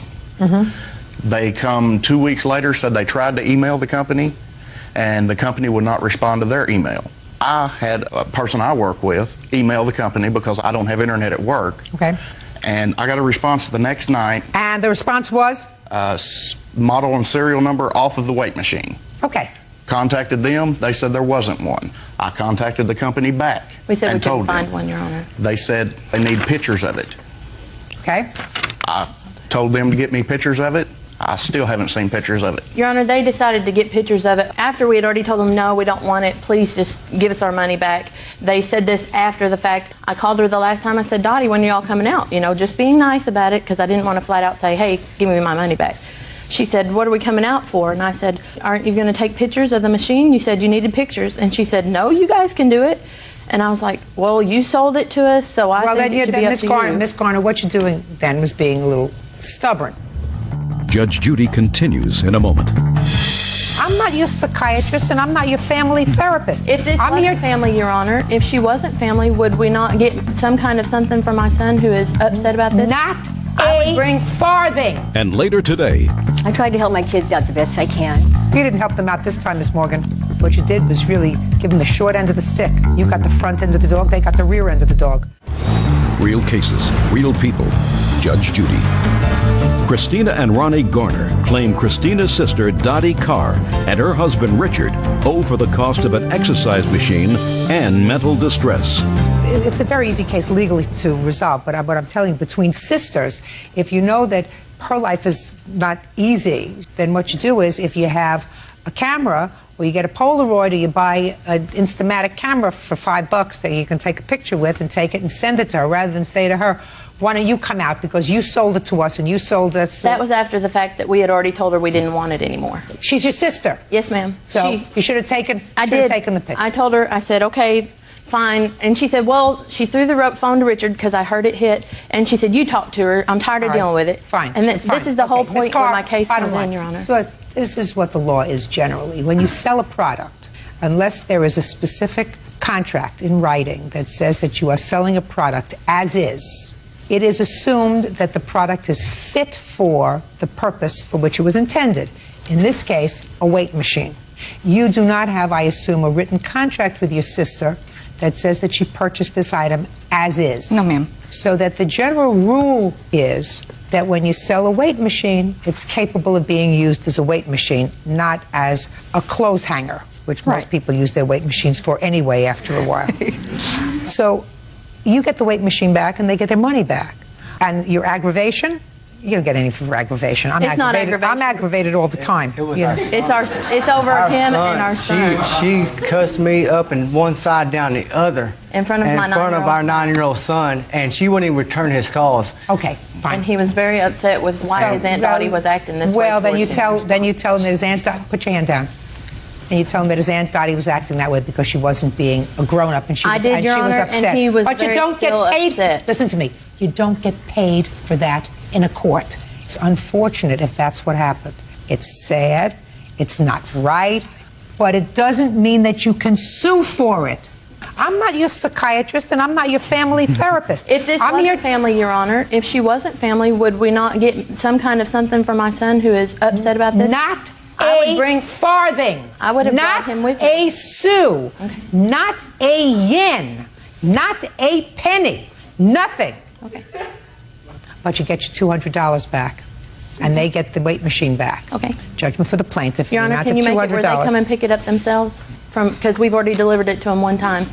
Well, Your you Honor, put I it- delivered it out there to start with when Just- they purchased it. No, no, sir, you weren't there. Listen to me. Listen, I have only one question. Do you want it back? No. No. You don't They want it bought back? it. I don't want you the weight she said, machine. you're going to pay for it anyway. Do you want it back? No. No. You don't We want it offered- back? we offered Fine. to make Put it it out. right, It's so- trash. Judgment for the plaintiff in the amount of $200. That's all. Thank you. Parties are excused. You may step out.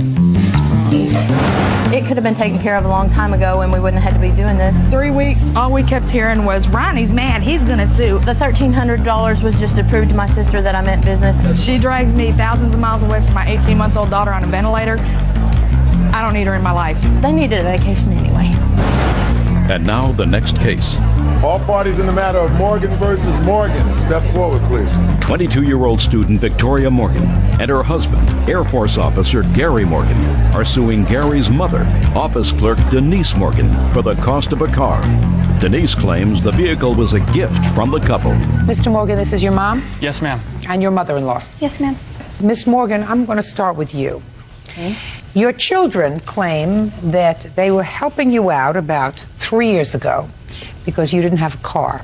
And they bought a car for you, and it was their understanding, and you agreed to make all the payments on the car. This was your car. But for some reason, you didn't have enough credit or whatever to get a loan yourself. More recently, within the last few months, your kids needed a new car themselves, and with this loan that they had for you, they were not given a line of credit to purchase a new car for themselves. So they said to you, Mom, could you pay off the car or get the loan in your name because we really need a new car for ourselves? You have children? 2. So what you did, according to them, was you said, here, take your car back. I just bought myself a new car. So they're stuck with a car that has how many miles on it? Over 90,000. There's over $4,000 that's still due and owing on the car, and the car isn't worth that much. So in effect, your children say that you stiffed them. You tell a different story. Yes, ma'am. So the reason I'm coming to you is I want you to tell me your version of the story. Starting in the year 2000, you called your kids and said what? Then my car had broken down, undrivable to go to work, and that I needed a little bit of help. You need some help doing what? I need some help with transportation to work because my car no longer runs. So they took up upon themselves to purchase a car, put $500 down on it, so I would have a car for work. Yes. Which is very nice, very generous. How much was the car altogether? $8,433.15. And what were the monthly payments? $178.14. You made all the payments for 3 years. Yes, ma'am. Is that right? Yes. All right, so then what happened? My children had filed bankruptcy, and that's where they were not able to borrow money from any institution. So they called their mom. Mom, we need your help. Can we borrow, Mom, $4,000 out of your 401k? I tried to explain to them that this is something you do not borrow on. I'm 51 years old. That is my retirement. I am single. I need the money for my future. I said, well, what would it take to get the car off your back? They couldn't borrow money to get another vehicle because the Tracer and their Malibu are already on their credit. So part of what they say is accurate. The Tracer is the car that you were driving. Yes, ma'am. Okay. So I never part of the agreed. So part of the reason that they couldn't finance another car was because, as you said, the Tracer was on their back. Right. So they did ask you to get the Tracer off their back. They did not at that time. Did they subsequently ask you to get the Tracer off their back? They did later. And what did you say to them? I said I would look into it. You said you would look into what? Paying off? No, I would never pay off the Tracer. Why not? It's not my vehicle. I never agreed to buy the car. I never signed any legal document of any kind. So when I got my new car, Now, just a second. Let's get to the new car. When did you buy a new car? August 12th. What kind of car did you buy? A 91 Solara. And how much did you pay for it? $14.99. And how many miles did it have on it? 34,000. So you got a much better car because you had already racked up 90,000 miles on the Tracer. Is that No, right? I did not. How many miles? Tracer came with 64 grand already on it. No, it came with how many miles on it? 45,000. 45,000 miles. So you already put 45,000 miles on the Tracer. Is that right? Yes, ma'am. So after you put on 45,000 miles on the Tracer, you bought a car with 34,000 miles and you paid $1,500 for it. 15,000, I think, Your Honor. 1,500 or 15? You said 14? For the new car? Yeah. $14.99. 15,000. $15,000. Right. For a 1991 car? Yes, ma'am. I'm making payments. Anything else you want to tell me? I tried to help my kids out the best I can. You didn't help them out this time, Miss Morgan. What you did was really give them the short end of the stick. You got the front end of the dog, they got the rear end of the dog. You called, you asked them for help. Your children, who probably don't have a lot of money, put down a down payment on a car. I don't know whether you told her that you were going to do it, did you? No, they just drove it down. We drove it down to her. Okay, so it was a surprise. Yes, absolutely. It was a surprise, Miss Morgan, is what you're telling me that it was a gift to her? No, absolutely not. When we got there, my husband made it very clear to her how much we spent. We showed her the contract. She had the contract in her car for 3.5 years with how much we put down. He asked her for that immediately. She said that she would give that back when she could. 3.5 years later, we still haven't gotten it back. You mean the down payment? The down payment. And she knew that she was to pay the car off. So she then agreed the entire to make loan. the payments Absolutely. on the car? And she did. And she did for 3 years? Yes, up until. Right. And you had the responsibility to continue. And if you wanted to sell the car, you should have spoken to the children and said, listen, I want a better car. I want a car with less mileage on it. I'm going to sell it, even though at this point you probably can't get $4,000 for it unless somebody finds a patsy like you who's going to spend $15,000 on a 13-year-old car. I couldn't pay off the car. It's not in my name. It's in his name. Just a second. You can pay off the car just as they accepted your payments every month for the car. They would accept your payoff for the car. I never intended on paying off that car. Never. When they told me that they wanted me to send them my 401k money, I went and bought myself a car. Don't you understand what's going on here? I understand. They are now stuck with a car that you put 45,000 miles on, and if they turned around to sell it, they cannot get the payoff on the car. What's the blue book on the car? Do you have that? 2100 now. Okay. They're out $2,000, which you would have been out if you went to sell. Clearly, you have a right to be really annoyed at your mother. Yeah. Really annoyed. She did the absolute wrong thing. I don't know why she would do something like that. You needed their help 3 years ago. 3 years ago, they came to your aid. You drove a car. You drove it to the ground. And then when they said to you, listen, we need some help now. We need for you to pay off this car or put the loan in your name so that we can buy another car. You turn around and say, here, take the keys on this car that now has almost 100,000 miles on. I'm going to buy myself a new one. That's absolutely outrageous. How much is left on the car? Right now we owe $4,050.21 because we've been making the payments. Fine, and the car is worth $2,000, so you can sell it for $2,000. I Is that got right? a $1,000 offer on it, and that's the highest we've gotten, so I would like to sell it for that. Well, I'm sorry, madam. What's the blue book on the car? It's 21.5, and that's in fair condition? I don't know. But if that's the blue book on the car, I have to have some measure of value. Because if you had come here, Miss Morgan, and said, I've sold the car for $1,000, that would be your damage. I have that.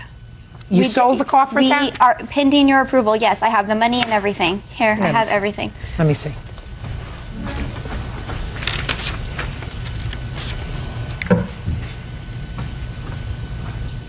Let me see the blue book on the car. It's right here. We have a family on base in the car. Listen.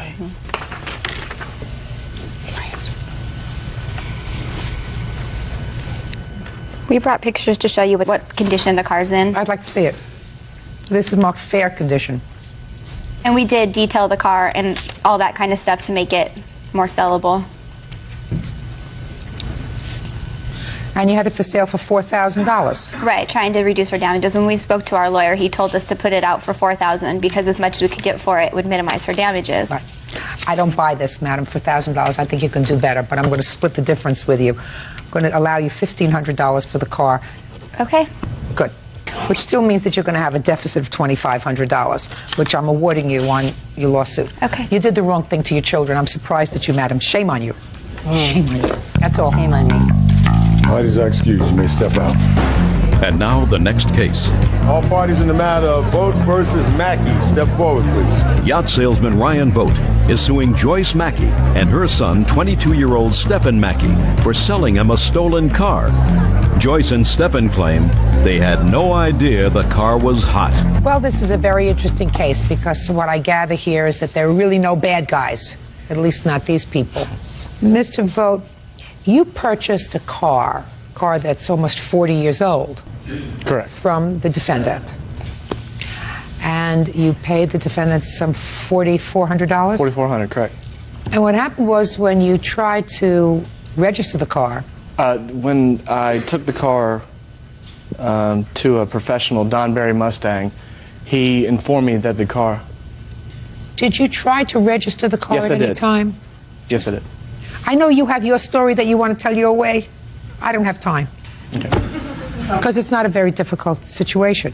There are no bad guys. When you try to register the car, you were told the car was stolen. The police came, took the car back, and gave it to its rightful owner.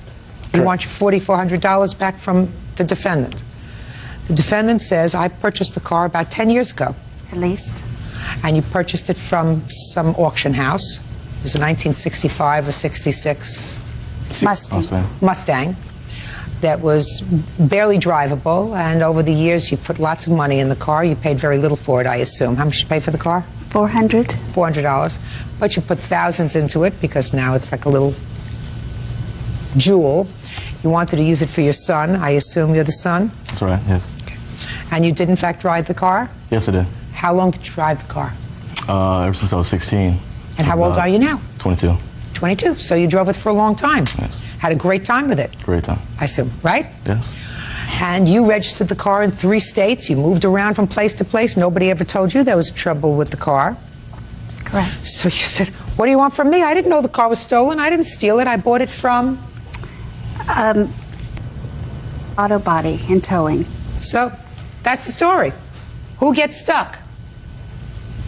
Did I make that fast? Mm-hmm. Is that about what the case is about? Basically, yes. Okay, good. That's why I'm here. So, Miss Mackey. Yes. He paid $4,400 for the car. He has no car, right? Yes. How many days did you drive the car, Mr. Vogt? I had the car for about a year and a half. And how many years did you drive the car? Like five or so years. And did you drive the car before you gave it to your son? A little bit. So say you drove the car 6 years and you drove the car 1 year. See, do you see where I'm getting at? It's not fair for him to be out all this money. He only had a year's worth of pleasure out of this car. You had 6 years worth of pleasure out of this car. So do you think, as between the two of you, you're both innocents? Would you say they're innocent? Yes. They didn't steal the car, right? No.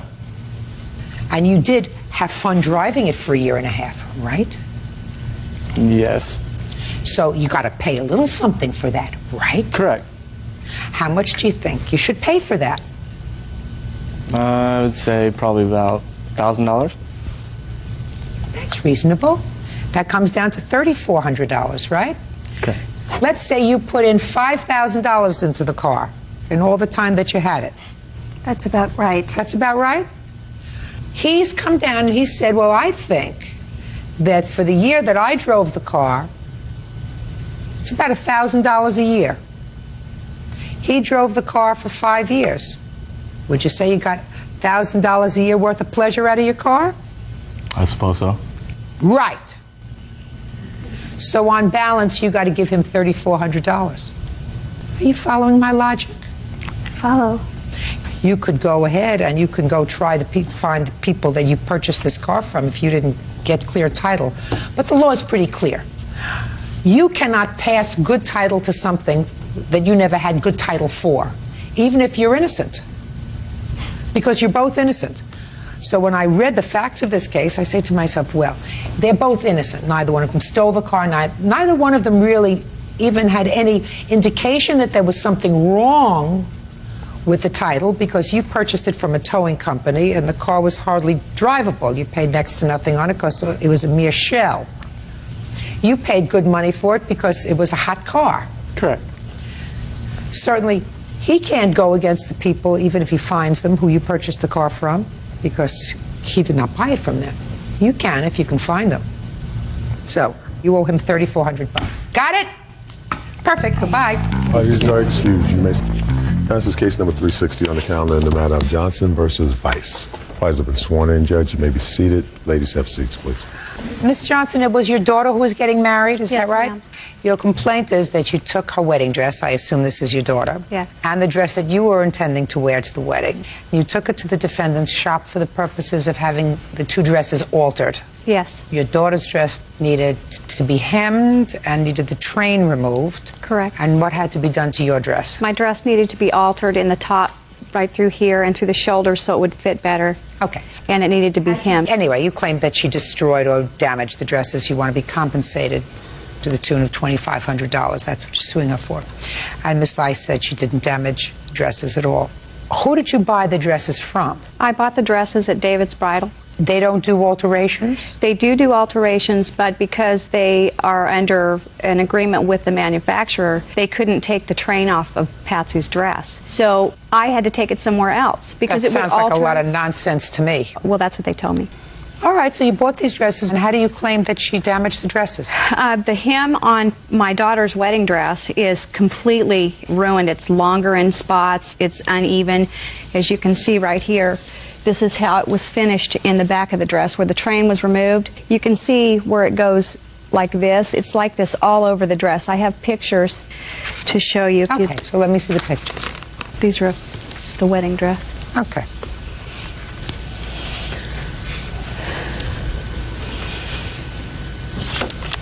On the day of the wedding, Patsy was afraid that she would trip and fall on the dress because it was too long. I mean, I see it, and I see the way she looks in it. Your daughter looks lovely in the dress. She looks lovely in the dress. Okay, and what was wrong with your dress? My dress was supposed to be altered in the top because it was too big. It was a little bit too big and it didn't fit right. And how many fittings did you have? One fitting. That's all I was told was needed. And this is the way the dress looked when it was on you? Yes. So what's wrong with it? It's too big. The top, do you see the puckers on the side, right, the breast area, and the back? Okay, so you weren't happy with the alteration. So what happened? You went to pick up the dresses. I went to pick up the dresses. I walked in the shop. My daughter's dress was hanging outside of the garment bag. It didn't even look like the same dress. It was dingy. It was wrinkled. And the hem was, you could see it from a distance, that it was completely crooked. How much was it going to be to hem the dress and remove the train? $75 for the wedding dress. $75 to do that? Correct. And was Miss Weiss charging you anything additionally to clean and steam the dress? She was going to charge me. I asked her to clean the dress and to press the dress and put it back the way it was when I brought it in. And she told me that she wasn't going to do it. And I was going to have to pay for it to be cleaned and pressed. Well, that's absolutely right, of course. Well, I'm sorry, but I disagree with that. I believe that it should be given back to me the way that I brought it to her. It wasn't dirty and wrinkled. And How did you expect someone to work on a dress of that size and to do the kind of alteration that they wouldn't do in the place where you purchased the dress without touching it? I expect to receive it back pressed and cleaned and ready for the wedding. Miss Johnson, you purchased a dress someplace where they would not assume the responsibility of altering it the way that you wanted. Now, I don't know why Ms. Weiss did, but you bring it to her, and it's a big job. $75 to do the alterations is a bargain. And with that, you also want cleaning and pressing of the dress that anybody else would charge you at least another $75 for if you brought it to another cleaner's to clean and press a wedding dress. And you want that all for the same price. That's unreasonable. If she got it dirty, she doesn't have to clean it? Reasonable. Now, when you picked up your daughter's dress and your dress, tell me what happened in the shop. On prior occasions, I had paid with a check for hems done in bridesmaids' dresses. I attempted to pay for the alterations with a check. She wouldn't accept one. I told her, well, I'll be back later. I went home, and in between the time I left her shop and arrived home, she called my house and told my daughter that I was a rude, and that... Were you rude when you were there? I was very upset. I wasn't rude. I told her I would be back. I was upset. The dresses were awful. Well, when you say you were upset, I want you to tell me how you displayed the fact that you were upset. I was very quiet. I said to her, the dress is wrinkled, it's dirty. She said, you brought it to me like that. I knew at that point in time that it was useless to even try and reason with her because I knew what was coming. What was coming? This. I ended up with the dresses just as they were. They were unfit for the wedding. Just a second. Did you take them someplace else to have them cleaned? I didn't have time. It was 2 days before the wedding. When did you brought the dress into her? I took it in on the 15th. 15th of what? Of September. And when did you pick it up? On the 24th. When were you supposed to pick it up? We waited for her to call. She didn't call. We finally had to call her, and she asked us, when is your wedding? That was on like the 23rd. She had the dresses for 9 days. You mean when you brought the dresses in and went for a fitting, you didn't say to her, my daughter's wedding is Yes, this we and such a did. date, and I want to pick up the dresses in 5 days or in 7 days? No, I just assumed that she would be calling me. She said she would be calling me. I assumed it would be in a timely All right. manner. So then you went home, and then what happened? My daughter told me what she said. I called her back on the telephone. I told her that I didn't appreciate her calling my house and talking to my daughter. I told her that I was going to take her to court because I wasn't happy with the dresses. I wanted them cleaned, I wanted them fixed, and I wanted them back like I brought them. You didn't want them back like you brought them. Well, I wanted them pressed and cleaned. They were dirty. You wanted them pressed and clean, but you didn't want to pay for it. Judge Judy continues in a moment. How much did it cost you to have it cleaned? $75. So you wanted her to alter the dress and have it cleaned for $75. It wasn't dirty when she got the dress. Oh, Bruce, you know, you're not getting my point. And later today, Despite the fact that you made no payments on the $3,000, you decided to advance her more money to go on the trip to Vegas. Looking back at it, So I wasn't wise. Right. real cases, real people. Judge Judy. Susan Johnson claims seamstress Blanca Weiss ruined her daughter's wedding dress 2 days before the wedding. Blanca denies the charge and says an irate Susan threatened her. So what did you do? So then I told her I was taking her to court. She told me to go ahead, and here we are today. Just a minute, but somehow you got the dresses back. Yes, she told me that when I got ready to come in to pick up the dresses that I needed to bring the police with me because she wasn't releasing anything to me. So I had to wait out front for the police. When I went in, I paid her for the dresses. We took pictures in the shop, and we left. You paid her $75 to do your daughter's dress, and how much to do yours? $22. And how much did you pay for your daughter's dress? $400. And how much did you pay for your dress? I paid $30. So could you explain why you're suing her for $2,500? Because my daughter was intimidated and scared. She was afraid she was going to fall. I got you. So for your pain and suffering and aggravation. For her. Okay. Now, Ms. Weiss, I'll hear you. They came to the store. She said she wanted the train off. I thought it was a very simple dress. It didn't have any applications or anything in the hem. So I said, fine. I told her it was going to be $75, and they agreed to do that. And they did tell me the wedding date, and I accept, and I say, we will have it done. I go about my business, and I do a lot of work. Then she calls to see if the dress was ready, and I said, no, it's not ready. We have plenty of time, but if you want the dress right away, I'll stop and I'll work on the dress, which I did. The following day, I had it ready, and I called her, and I told her it was ready. The dress is a full skirt, and in a dress, when it's full skirt, it makes waves. And because it makes waves, you might think there's parts longer than other parts because of the waves that it does.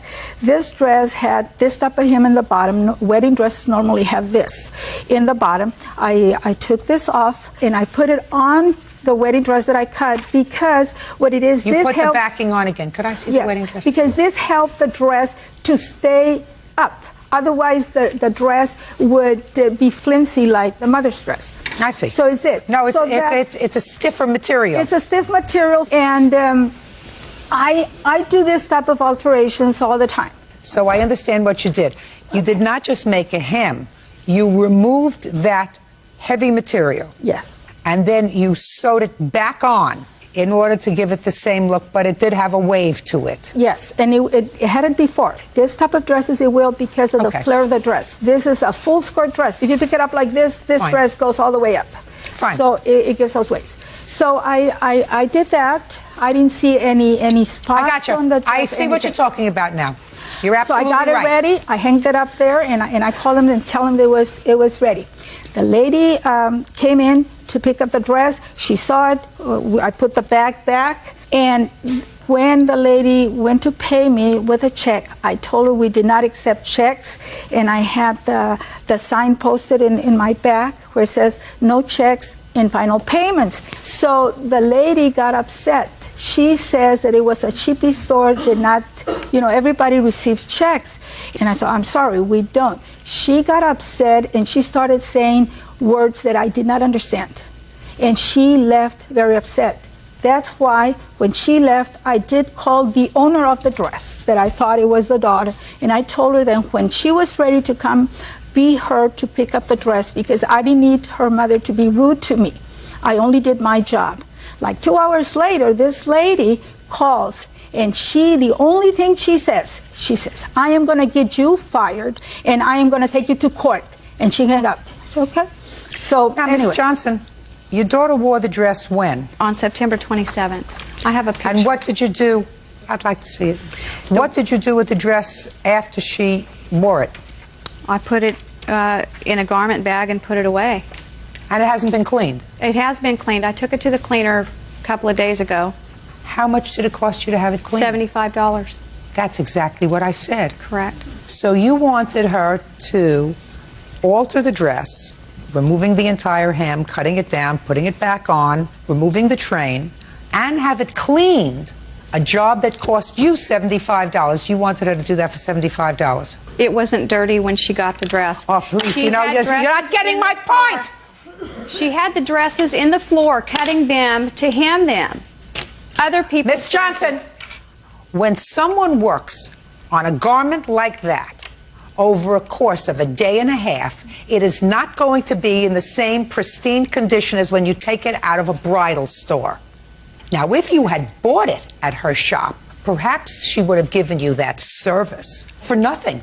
I don't know how the bridal business works, but you buy it one place and you take it to her, and you want her to do 2 jobs for the price of 1, and you didn't even buy your dresses there. You're being totally unreasonable, and your lawsuit is dismissed. And if your daughter did not have a happy day because her hem was a little bit puckered, she better get a life for herself too. That's all. Your lawsuit's dismissed. Goodbye. Parties are excused. You may step out. I think that if she dirtied the dress, if she ruined it, she should have to pay for it. I thought I'd do a good job.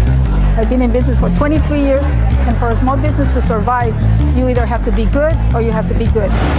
And now the next case. All parties in the matter of Lester versus Lester. Step forward, please. Marilee and Thomas Lester are suing their daughter, 22-year-old food server Natasia Lester, for the unpaid balance on a '97 Saturn. Natasia claims her parents took the car away from her. Mr. and Mrs. Lester, this is your daughter. How old are you? 22. According to your complaint, you co-signed for a car for your daughter about 2 years ago. And the agreement was that she was to make the payments on the car. Yes, ma'am. And she did make payments on the car for 2 years. Yes, ma'am. And then something happened.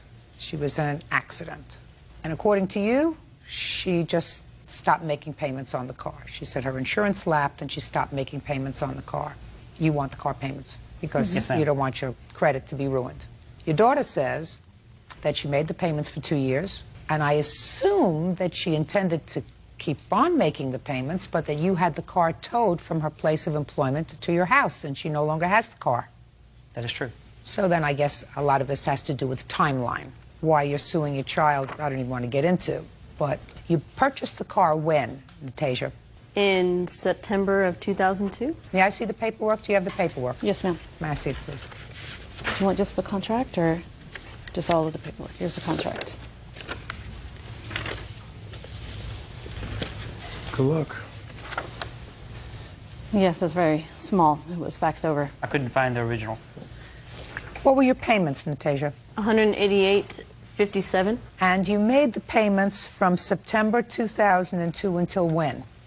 Until August of 2004. When was the accident? It was in September of 2004. And what did you do with the car? I left it at my place of employment, trying to get it fixed. I had made arrangements with a friend of mine that worked there, and he was going to help me get it fixed. What was wrong with the car?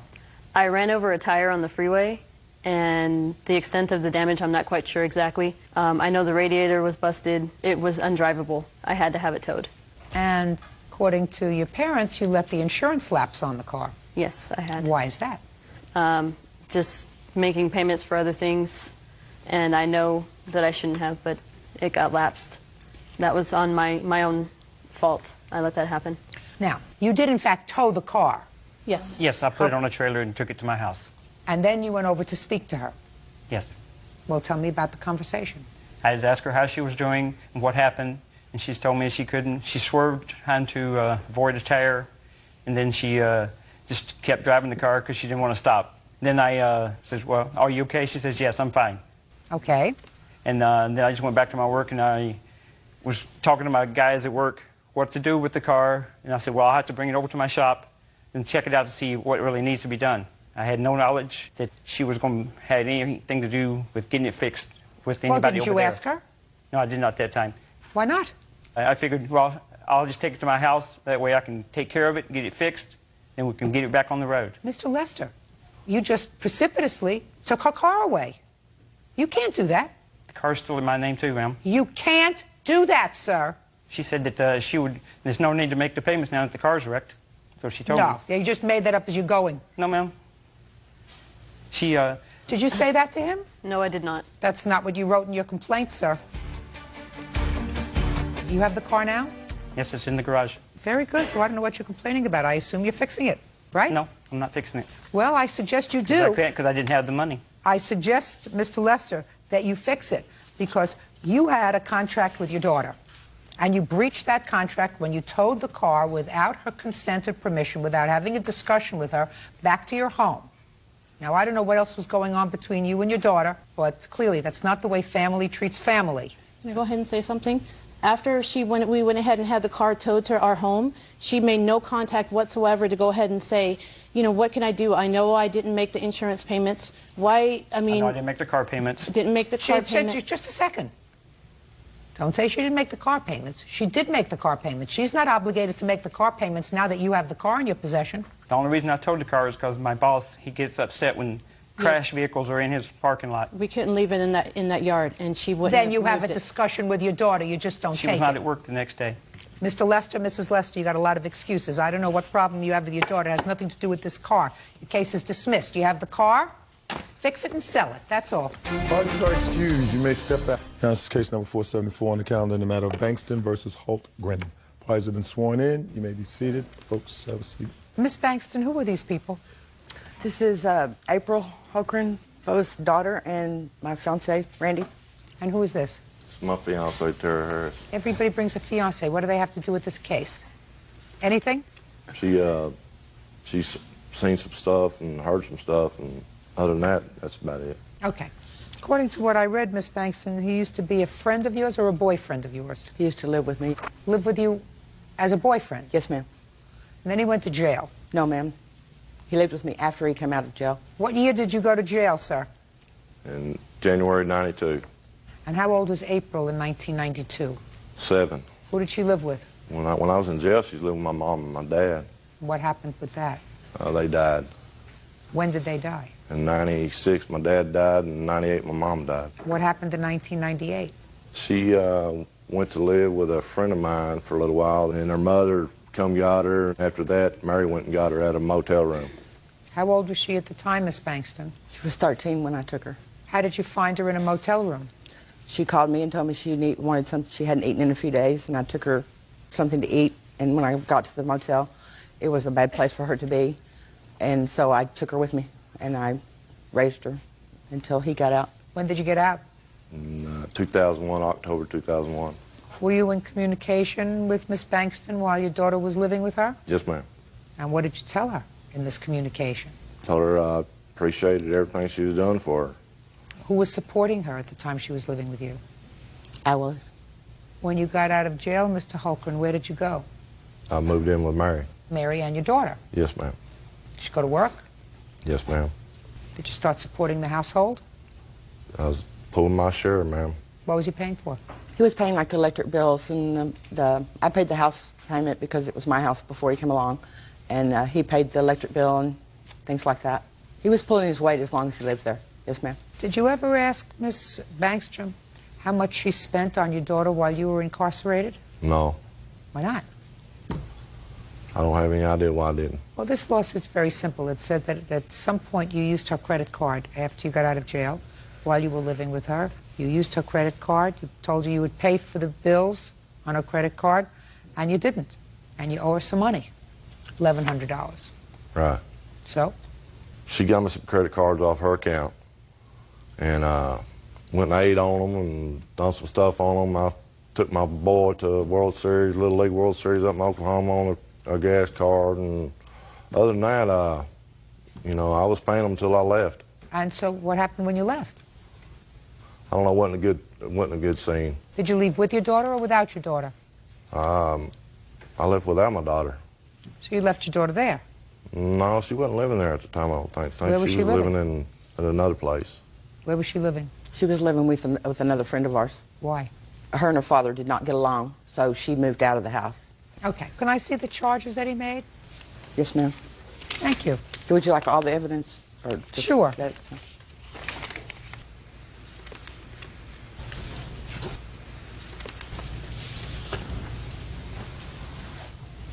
Golden Corral. That's an eating establishment. Japanese Palace. Another eating establishment. I have several eating establishments that we ate at on my credit cards, too. Well, this is a lot of eating out. Been 10 years since I ate out anywhere, so we kind of ate out pretty regularly. So why don't you pay for it? Well, I really don't feel like I owe her anything on that, because I put a, I done some other things, I wasn't trying to get anything from her that I done over there. I mean, Well, give me an example, sir. I put a storage building in the backyard. It was like $900-something bucks. I helped put a central air and heating unit in her house. That was labor on there. I put some electrical work in the garage and stuff. Well, how much do you think it takes to support a teenager, sir? A month? Quite a bit. Listen, if you have a large golden retriever, you can't take care of a large golden retriever for less than $100 a month. So Right. would you say it costs $200 a month to take care of a teenager? At least. Let's try 3. Yeah, probably. 14 months, right? And she was there 14 months, and you didn't pay any support, right? So why would you stick her with $1,100 worth of bills? The bottom line is that it was kind of crazy over there. Just several things that happened, and she wrecked my motorcycle and all that. Right there what? at the end. She wrecked my motorcycle. She wrecked your motorcycle. I couldn't understand. She wrecked your motorcycle. How'd Right. she do that? Well, she took off on it and crashed That he it. wouldn't even had if I had not had financed it for him.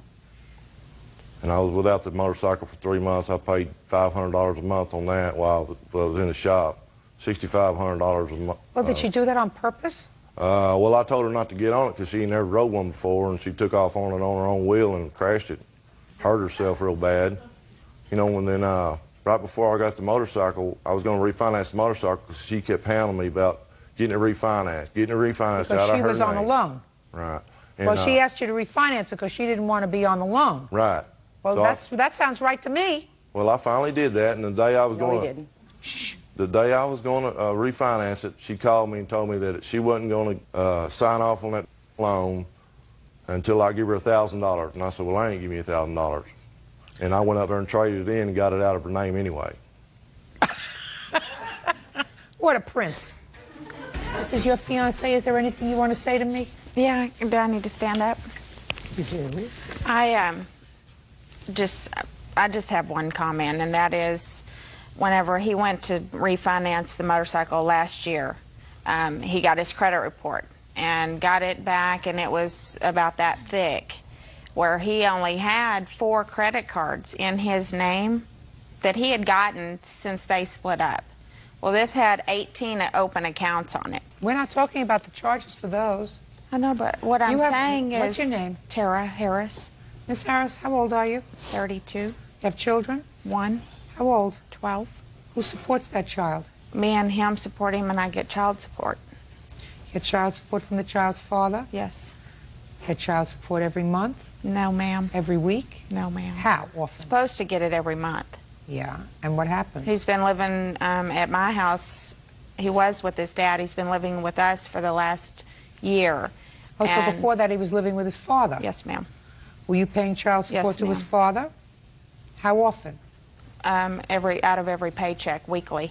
Now, when you don't get child support from his father, does that annoy you? Yes, ma'am. And that child is biologically related to you. Correct. And biologically related to his father. How do you feel about somebody who doesn't feel any responsibility to somebody who supports their child for 14 months? She lived with me for 5 years before he got out.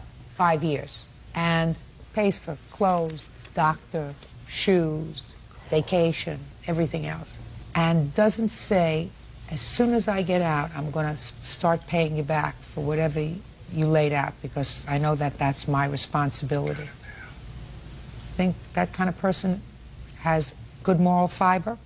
Actually, I think Bubba does have good moral fiber. He just, you know, he didn't work for 10 years. He didn't have the money. Well, he does now. Yes, ma'am, he does, and he So why? greatly Just a second. appreciates. Just a second. I don't care if he appreciates. You got to put your money where your mouth is, honey. Appreciating is not good enough. How could you say he's got good moral fiber? He's working now.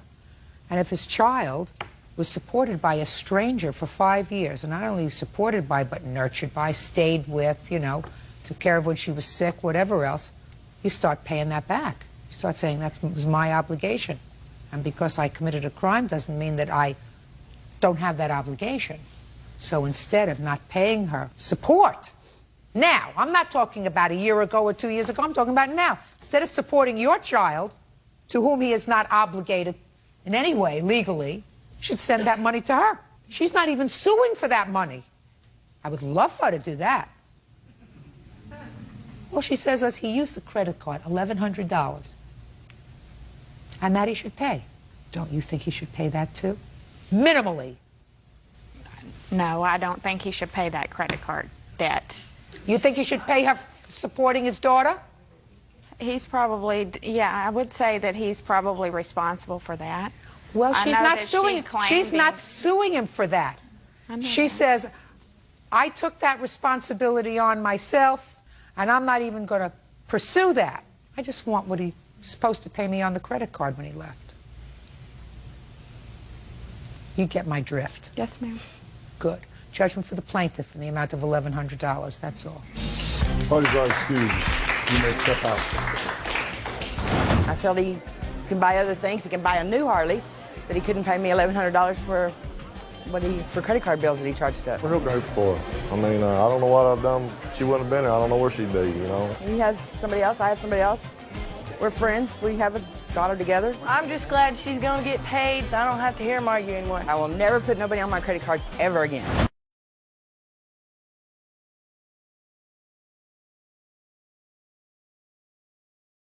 Seth Rollins vs CM Punk world heavyweight championship match WrestleMania 2025 WrestleMania 2025-এ অর্থাৎ এই বছরের রেসলমেনিয়াতে Seth Rollins এবং CM পাঙ্ককে আপনারা world heavyweight চ্যাম্পিয়নশিপের জন্য ম্যাচ লড়তে দেখতে পারবেন। আর সেইখানে ওয়ার্ল্ড হেভিওয়েট চ্যাম্পিয়ন হিসেবে সিএম পাঙ্ক রেসলমেনিয়াতে এন্ট্রি নেবেন। অন্যদিকে রয়্যাল রাম্বল বিজয়ীতে হিসেবে সেথ রোলিন্সকে রেসলমেনিয়াতে এন্টার করানো হবে। বিশেষ করে এদের ম্যাচটি নেটফ্লিক্সে অনুষ্ঠিত হয়েছিল, অর্থাৎ সিএম পাঙ্ক এবং সেথ রোলিন্সের ম্যাচটি নেটফ্লিক্সে অনুষ্ঠিত করা হয়েছিল। সেখান থেকেই ডিসাইড করা হয়েছে সিএম পাঙ্ককে ওয়ার্ল্ড হেভিওয়েট চ্যাম্পিয়ন বানানো হবে এবং সেথ রোলিন্সকে রয়্যাল রাম্বল উইনার করা হবে। চলুন আজকের এই ভিডিওটিতে জেনে নেওয়া যাক রেসলমেনিয়াতে অনুষ্ঠিত হতে যাওয়া সিএম পাঙ্ক এবং সেথ রোলিন্সের ওয়ার্ল্ড হেভিওয়েট চ্যাম্পিয়নশিপ ম্যাচটিতে কোন রেসলার জয় পাবে, আর সেথ রোলিন্স তিনি রয়্যাল রাম্বল জিততে পারবেন কিনা, এবং কোডি রোডস এবং সিএম পাঙ্ককে ওয়ার্ল্ড হেভিওয়েট চ্যাম্পিয়নশিপ ম্যাচটিতে হারিয়ে সেথ রোলিন্স কি নতুন ওয়ার্ল্ড হেভিওয়েট চ্যাম্পিয়ন হতে পারবেন, এবং রেসলমেনিয়ার পূর্ব মুহূর্তেই গুন্থারকে হারিয়ে সিএম পাঙ্ক কি ওয়ার্ল্ড হেভিওয়েট চ্যাম্পিয়ন হবেন। চলুন আজকের এই ভিডিওটিতে সমস্ত নিউজ এবং আপডেটগুলো নিয়েই ডিসকাস করা যাক। তবে ভিডিওটি না টেনে সম্পূর্ণ দেখতে থাকুন। আপনি যদি আমাদের এই চ্যানেলে নতুন দর্শক হয়ে থাকেন তাহলে অবশ্যই আমাদের এই চ্যানেলটিকে এক্ষুনি সাবস্ক্রাইব করে রাখুন, কেননা রেসলিং সম্পর্কে প্রতিনিয়ত এই চ্যানেলে আপডেট দেওয়া হয়ে থাকে। তো রেসলিং সম্পর্কে নিয়মিত ভিডিও পেতে আমাদের চ্যানেলটি সাবস্ক্রাইব করে পাশেই থাকুন। তো চলুন ভিডিওটি শুরু করা যাক। বিশেষ করে আপনারা যেমনটা জানেন সিএম পাঙ্ক এবং সেথ রোলিন্সের ম্যাচটি অলরেডি অনুষ্ঠিত হয়ে গিয়েছে মানডে নাইট রয়ার এপিসোডে, এবং সেইখানে সেথ রোলিন্সকে হারিয়ে সিএম পাঙ্ক জয় পেয়ে গিয়েছে। তবে ডাব্লিউডাব্লিউই ম্যানেজমেন্টের পক্ষ থেকে সেই সময়ে তাদের ম্যাচটির রেজাল্টকে ঘিরে ডিসিশন নেওয়া হয়েছিল যেই রেসলার সিএম পাঙ্ক এবং সেথ রোলিন্সের ম্যাচটিতে হেরে যাবে সেই রেসলারকে জেতানো হবে রয়্যাল রাম্বল 2025, এবং সেই ম্যাচটিতেই রয়্যাল রাম্বল জিতিয়ে সেইখানে চ্যাম্পিয়নশিপের জন্য চ্যালেঞ্জ করা হবে অপোনেন্ট রেসলারকে। অর্থাৎ যেমন ধরুন সিএম পাঙ্ক সেখানে জয় পেয়েছে, তো সিএম পাঙ্ককে রয়্যাল রাম্বল অবশ্যই জিতানো হবে না, যেহেতু সেথ রোলিন্স হেরে গিয়েছে। সেথ রোলিন্সকে রয়্যাল রাম্বল 2025 জিতানো হবে, এবং সেথ রোলিন্স রয়্যাল রাম্বল 2025 জিতে তিনি ওয়ার্ল্ড হেভিওয়েট চ্যাম্পিয়নকে চ্যালেঞ্জ করবেন। তবে এখানে আরও একটি ডিসিশন নেওয়া হয়েছিল, সেথ রোলিন্স এবং সিএম পাঙ্কের এই ম্যাচটিতে যে রেসলার জয় পাবে সেই রেসলারকে ওয়ার্ল্ড হেভিওয়েট চ্যাম্পিয়ন বানানো হবে রেসলমেনিয়ার পূর্ব মুহূর্তে। অর্থাৎ রেসলমেনিয়ার পূর্ব মুহূর্তেই সিএম পাঙ্ক এবং গুন্থারের মধ্যে একটি সিঙ্গেলস ম্যাচ দেখা যাবে এবং সেইখানে গুন্থারকে হারিয়ে সিএম পাঙ্ক তিনি ওয়ার্ল্ড হেভিওয়েট চ্যাম্পিয়ন হবেন এবং রেসলমেনিয়াতে তিনি চ্যাম্পিয়ন হিসেবে পারফরমেন্স দিতে যাবেন। আর সেখানে তিনি পারফরমেন্স দিতে গিয়েই হয়তোবা তার অপোনেন্ট হিসেবে সেথ রলিন্সকে পাবেন, কেননা সেথ রলিন্স ভার্সেস সিএম পাঙ্কের ওয়ার্ল্ড হেভিওয়েট চ্যাম্পিয়নশিপ ম্যাচটি এখন থেকে রেসলমেনিয়ার জন্য লক করে রাখা হয়েছে। যেহেতু সেথ রলিন্স সিএম পাঙ্কের এগেনস্টে মানডে নাইট ওয়ার এপিসোডে হেরে গিয়েছিলেন, তো ডাব্লিউডাব্লিউই ম্যানেজমেন্টের পক্ষ থেকে যে ডিসিশনটি নেওয়া হয়েছে বা ডাব্লিউডাব্লিউই ম্যানেজমেন্টের অরিজিনাল প্ল্যান অনুযায়ী সেথ রলিন্সকেই হয়তো বা রয়্যাল রাম্বল জিতানো হবে এবং সেথ রলিন্স রয়্যাল রাম্বল জিতার পরে তিনি যে কোনো একটি চ্যাম্পিয়নকে চুজ করতে পারেন এবং চ্যালেঞ্জ করতে পারেন। সেই চ্যাম্পিয়ন হিসেবে হয়তো বা সেই সময় যেহেতু গুন্থারকে হারিয়ে সিএম পাঙ্ক তিনি ওয়ার্ল্ড হেভিওয়েট চ্যাম্পিয়ন থাকবেন, তো হয়তোবা সিএম পাঙ্ক তিনি গুন্থারকে হারিয়ে ওয়ার্ল্ড হেভিওয়েট চ্যাম্পিয়ন হবার পরে রেসলমেনিয়াতে যখন অংশগ্রহণ করবেন, ঠিক সেই সময়ে হয়তোবা সেথ রলিন্স রয়্যাল রাম্বল জিতে এসে সিএম পাঙ্ককে চ্যালেঞ্জ করবেন ওয়ার্ল্ড হেভিওয়েট চ্যাম্পিয়নশিপের জন্য। অর্থাৎ আপনারা বুঝতেই পারছেন, একদিক থেকে গুন্থারকে হারিয়ে ওয়ার্ল্ড হেভিওয়েট চ্যাম্পিয়ন হবেন সিএম পাঙ্ক এবং ওয়ার্ল্ড হেভিওয়েট চ্যাম্পিয়ন হয়ে সিএম পাঙ্ক তিনি রেসলমেনিয়াতে অংশগ্রহণ করবেন এবং তিনি রেসলমেনিয়ার প্রথম রাত অথবা দ্বিতীয় রাত যে কোনো জায়গায় মেন ইভেন্ট করতে পারেন এবং ওয়ার্ল্ড হেভিওয়েট চ্যাম্পিয়ন হিসেবে তারও যেহেতু অপোনেন্ট প্রয়োজন হবে, আর সেথ রলিন্স এবং সিএম পাঙ্কের যেহেতু পুরনো রেশারেশি রয়েছে, তাদের পুরনো রেশারেশিকে কেন্দ্র করেই এদের ম্যাচটি হয়তো বা পরবর্তীতে রেসলমেনিয়াতে কনফার্ম করা হবে। সেথ রলিন্স তিনি রয়্যাল রাম্বল জেতার পরে যে কোনো চ্যাম্পিয়নকে চ্যালেঞ্জ করতে পারবেন, কোডি রোডসকেও চ্যালেঞ্জ করতে পারবেন অথবা সিএম পাঙ্ককেও চ্যালেঞ্জ করতে পারবেন। তবে যেহেতু পূর্বের শত্রুতা রয়েছে সিএম পাঙ্কের সঙ্গে এবং সিএম পাঙ্কের কাছে মানডে নাইট র নেটফ্লিক্সের প্রথম সপ্তাহে সেখানে হেরে গিয়েছে, সেটার জন্য মূলত ডাব্লিউডাব্লিউই ম্যানেজমেন্ট হয়তোবা খুব তাড়াতাড়ি রেসলমেনিয়ার আগেই সেথ রলিন্সকে রাগান্বিত হয়ে সিএম পাঙ্ককে চ্যালেঞ্জ করতে দেখতে পারবেন। অর্থাৎ সিএম পাঙ্ক এবং সেথ রলিন্সের মধ্যে রেসলমেনিয়াতে ওয়ার্ল্ড হেভিওয়েট চ্যাম্পিয়নশিপের জন্য ম্যাচ অনুষ্ঠিত হবে, আর সেটারই পাইপলাইন এখন থেকেই তৈরি করছে ডাব্লিউডাব্লিউই ম্যানেজমেন্ট। আপনারা দেখবেন এখন থেকে হয়তো বা সিএম পাঙ্কের সঙ্গে হালকা রেশারেশি থাকলেও রয়্যাল রাম্বল ম্যাচের জন্য ডিক্লেয়ার করবেন সেথ রলিন্স নিজেকে।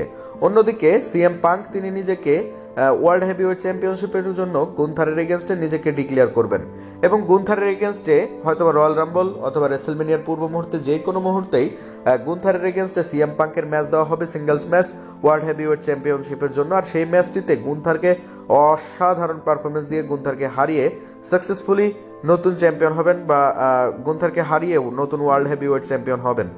আর অন্যদিকে আমরা সেথ রলিন্সকে দেখতে পারবো তিনি রয়্যাল রাম্বলের জন্য নিজেকে ডিক্লেয়ার করবেন।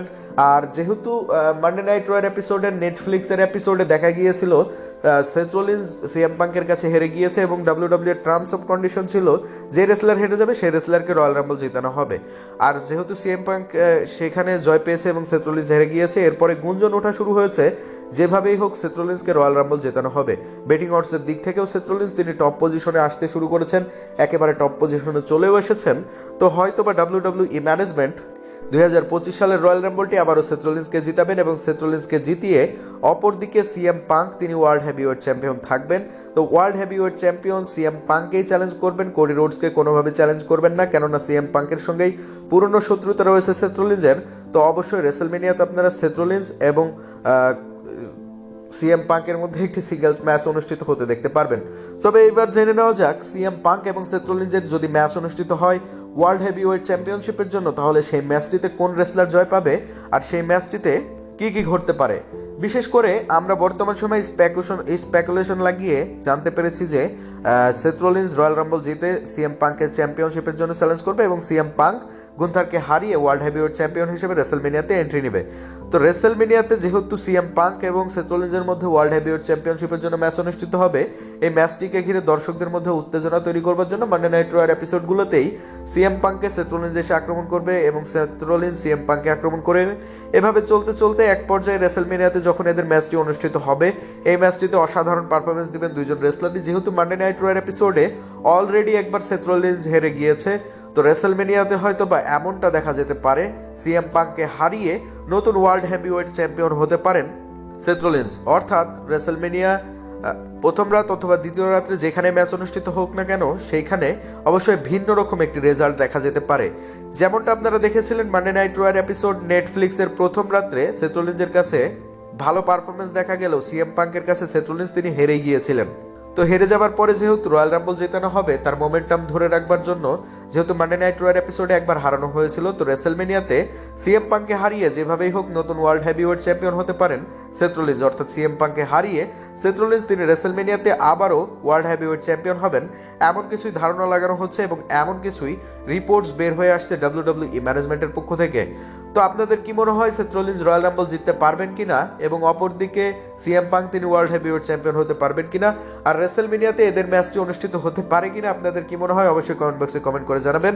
এবং সেথ রলিন্স ও সিএম পাঙ্কের মধ্যে এই সিঙ্গেলস ম্যাচটি অনুষ্ঠিত হলে এদের মধ্যে কোন রেসলার সর্বশেষ সময়ে চ্যাম্পিয়ন হিসেবে বের হয়ে আসবেন? এখানে কি সিএম পাঙ্ক পারবে সেথ রলিন্সকে হারিয়ে সাকসেসফুলি চ্যাম্পিয়নশিপটি রিটার্ন করতে, নাকি সেথ রলিন্স তিনি রয়্যাল রাম্বল জেতার পরে রেসেলমেনিয়াতে সিএম পাঙ্ককে হারিয়ে তিনি নতুন ওয়ার্ল্ড হেভিওয়েট চ্যাম্পিয়ন হবেন? আপনাদের কি মনে হয় এই দুই রেসলারের মধ্যে ম্যাচ অনুষ্ঠিত হলে কোন রেসলার জয় পেতে পারে? অবশ্যই কমেন্ট বক্সে কমেন্ট করে জানাবেন।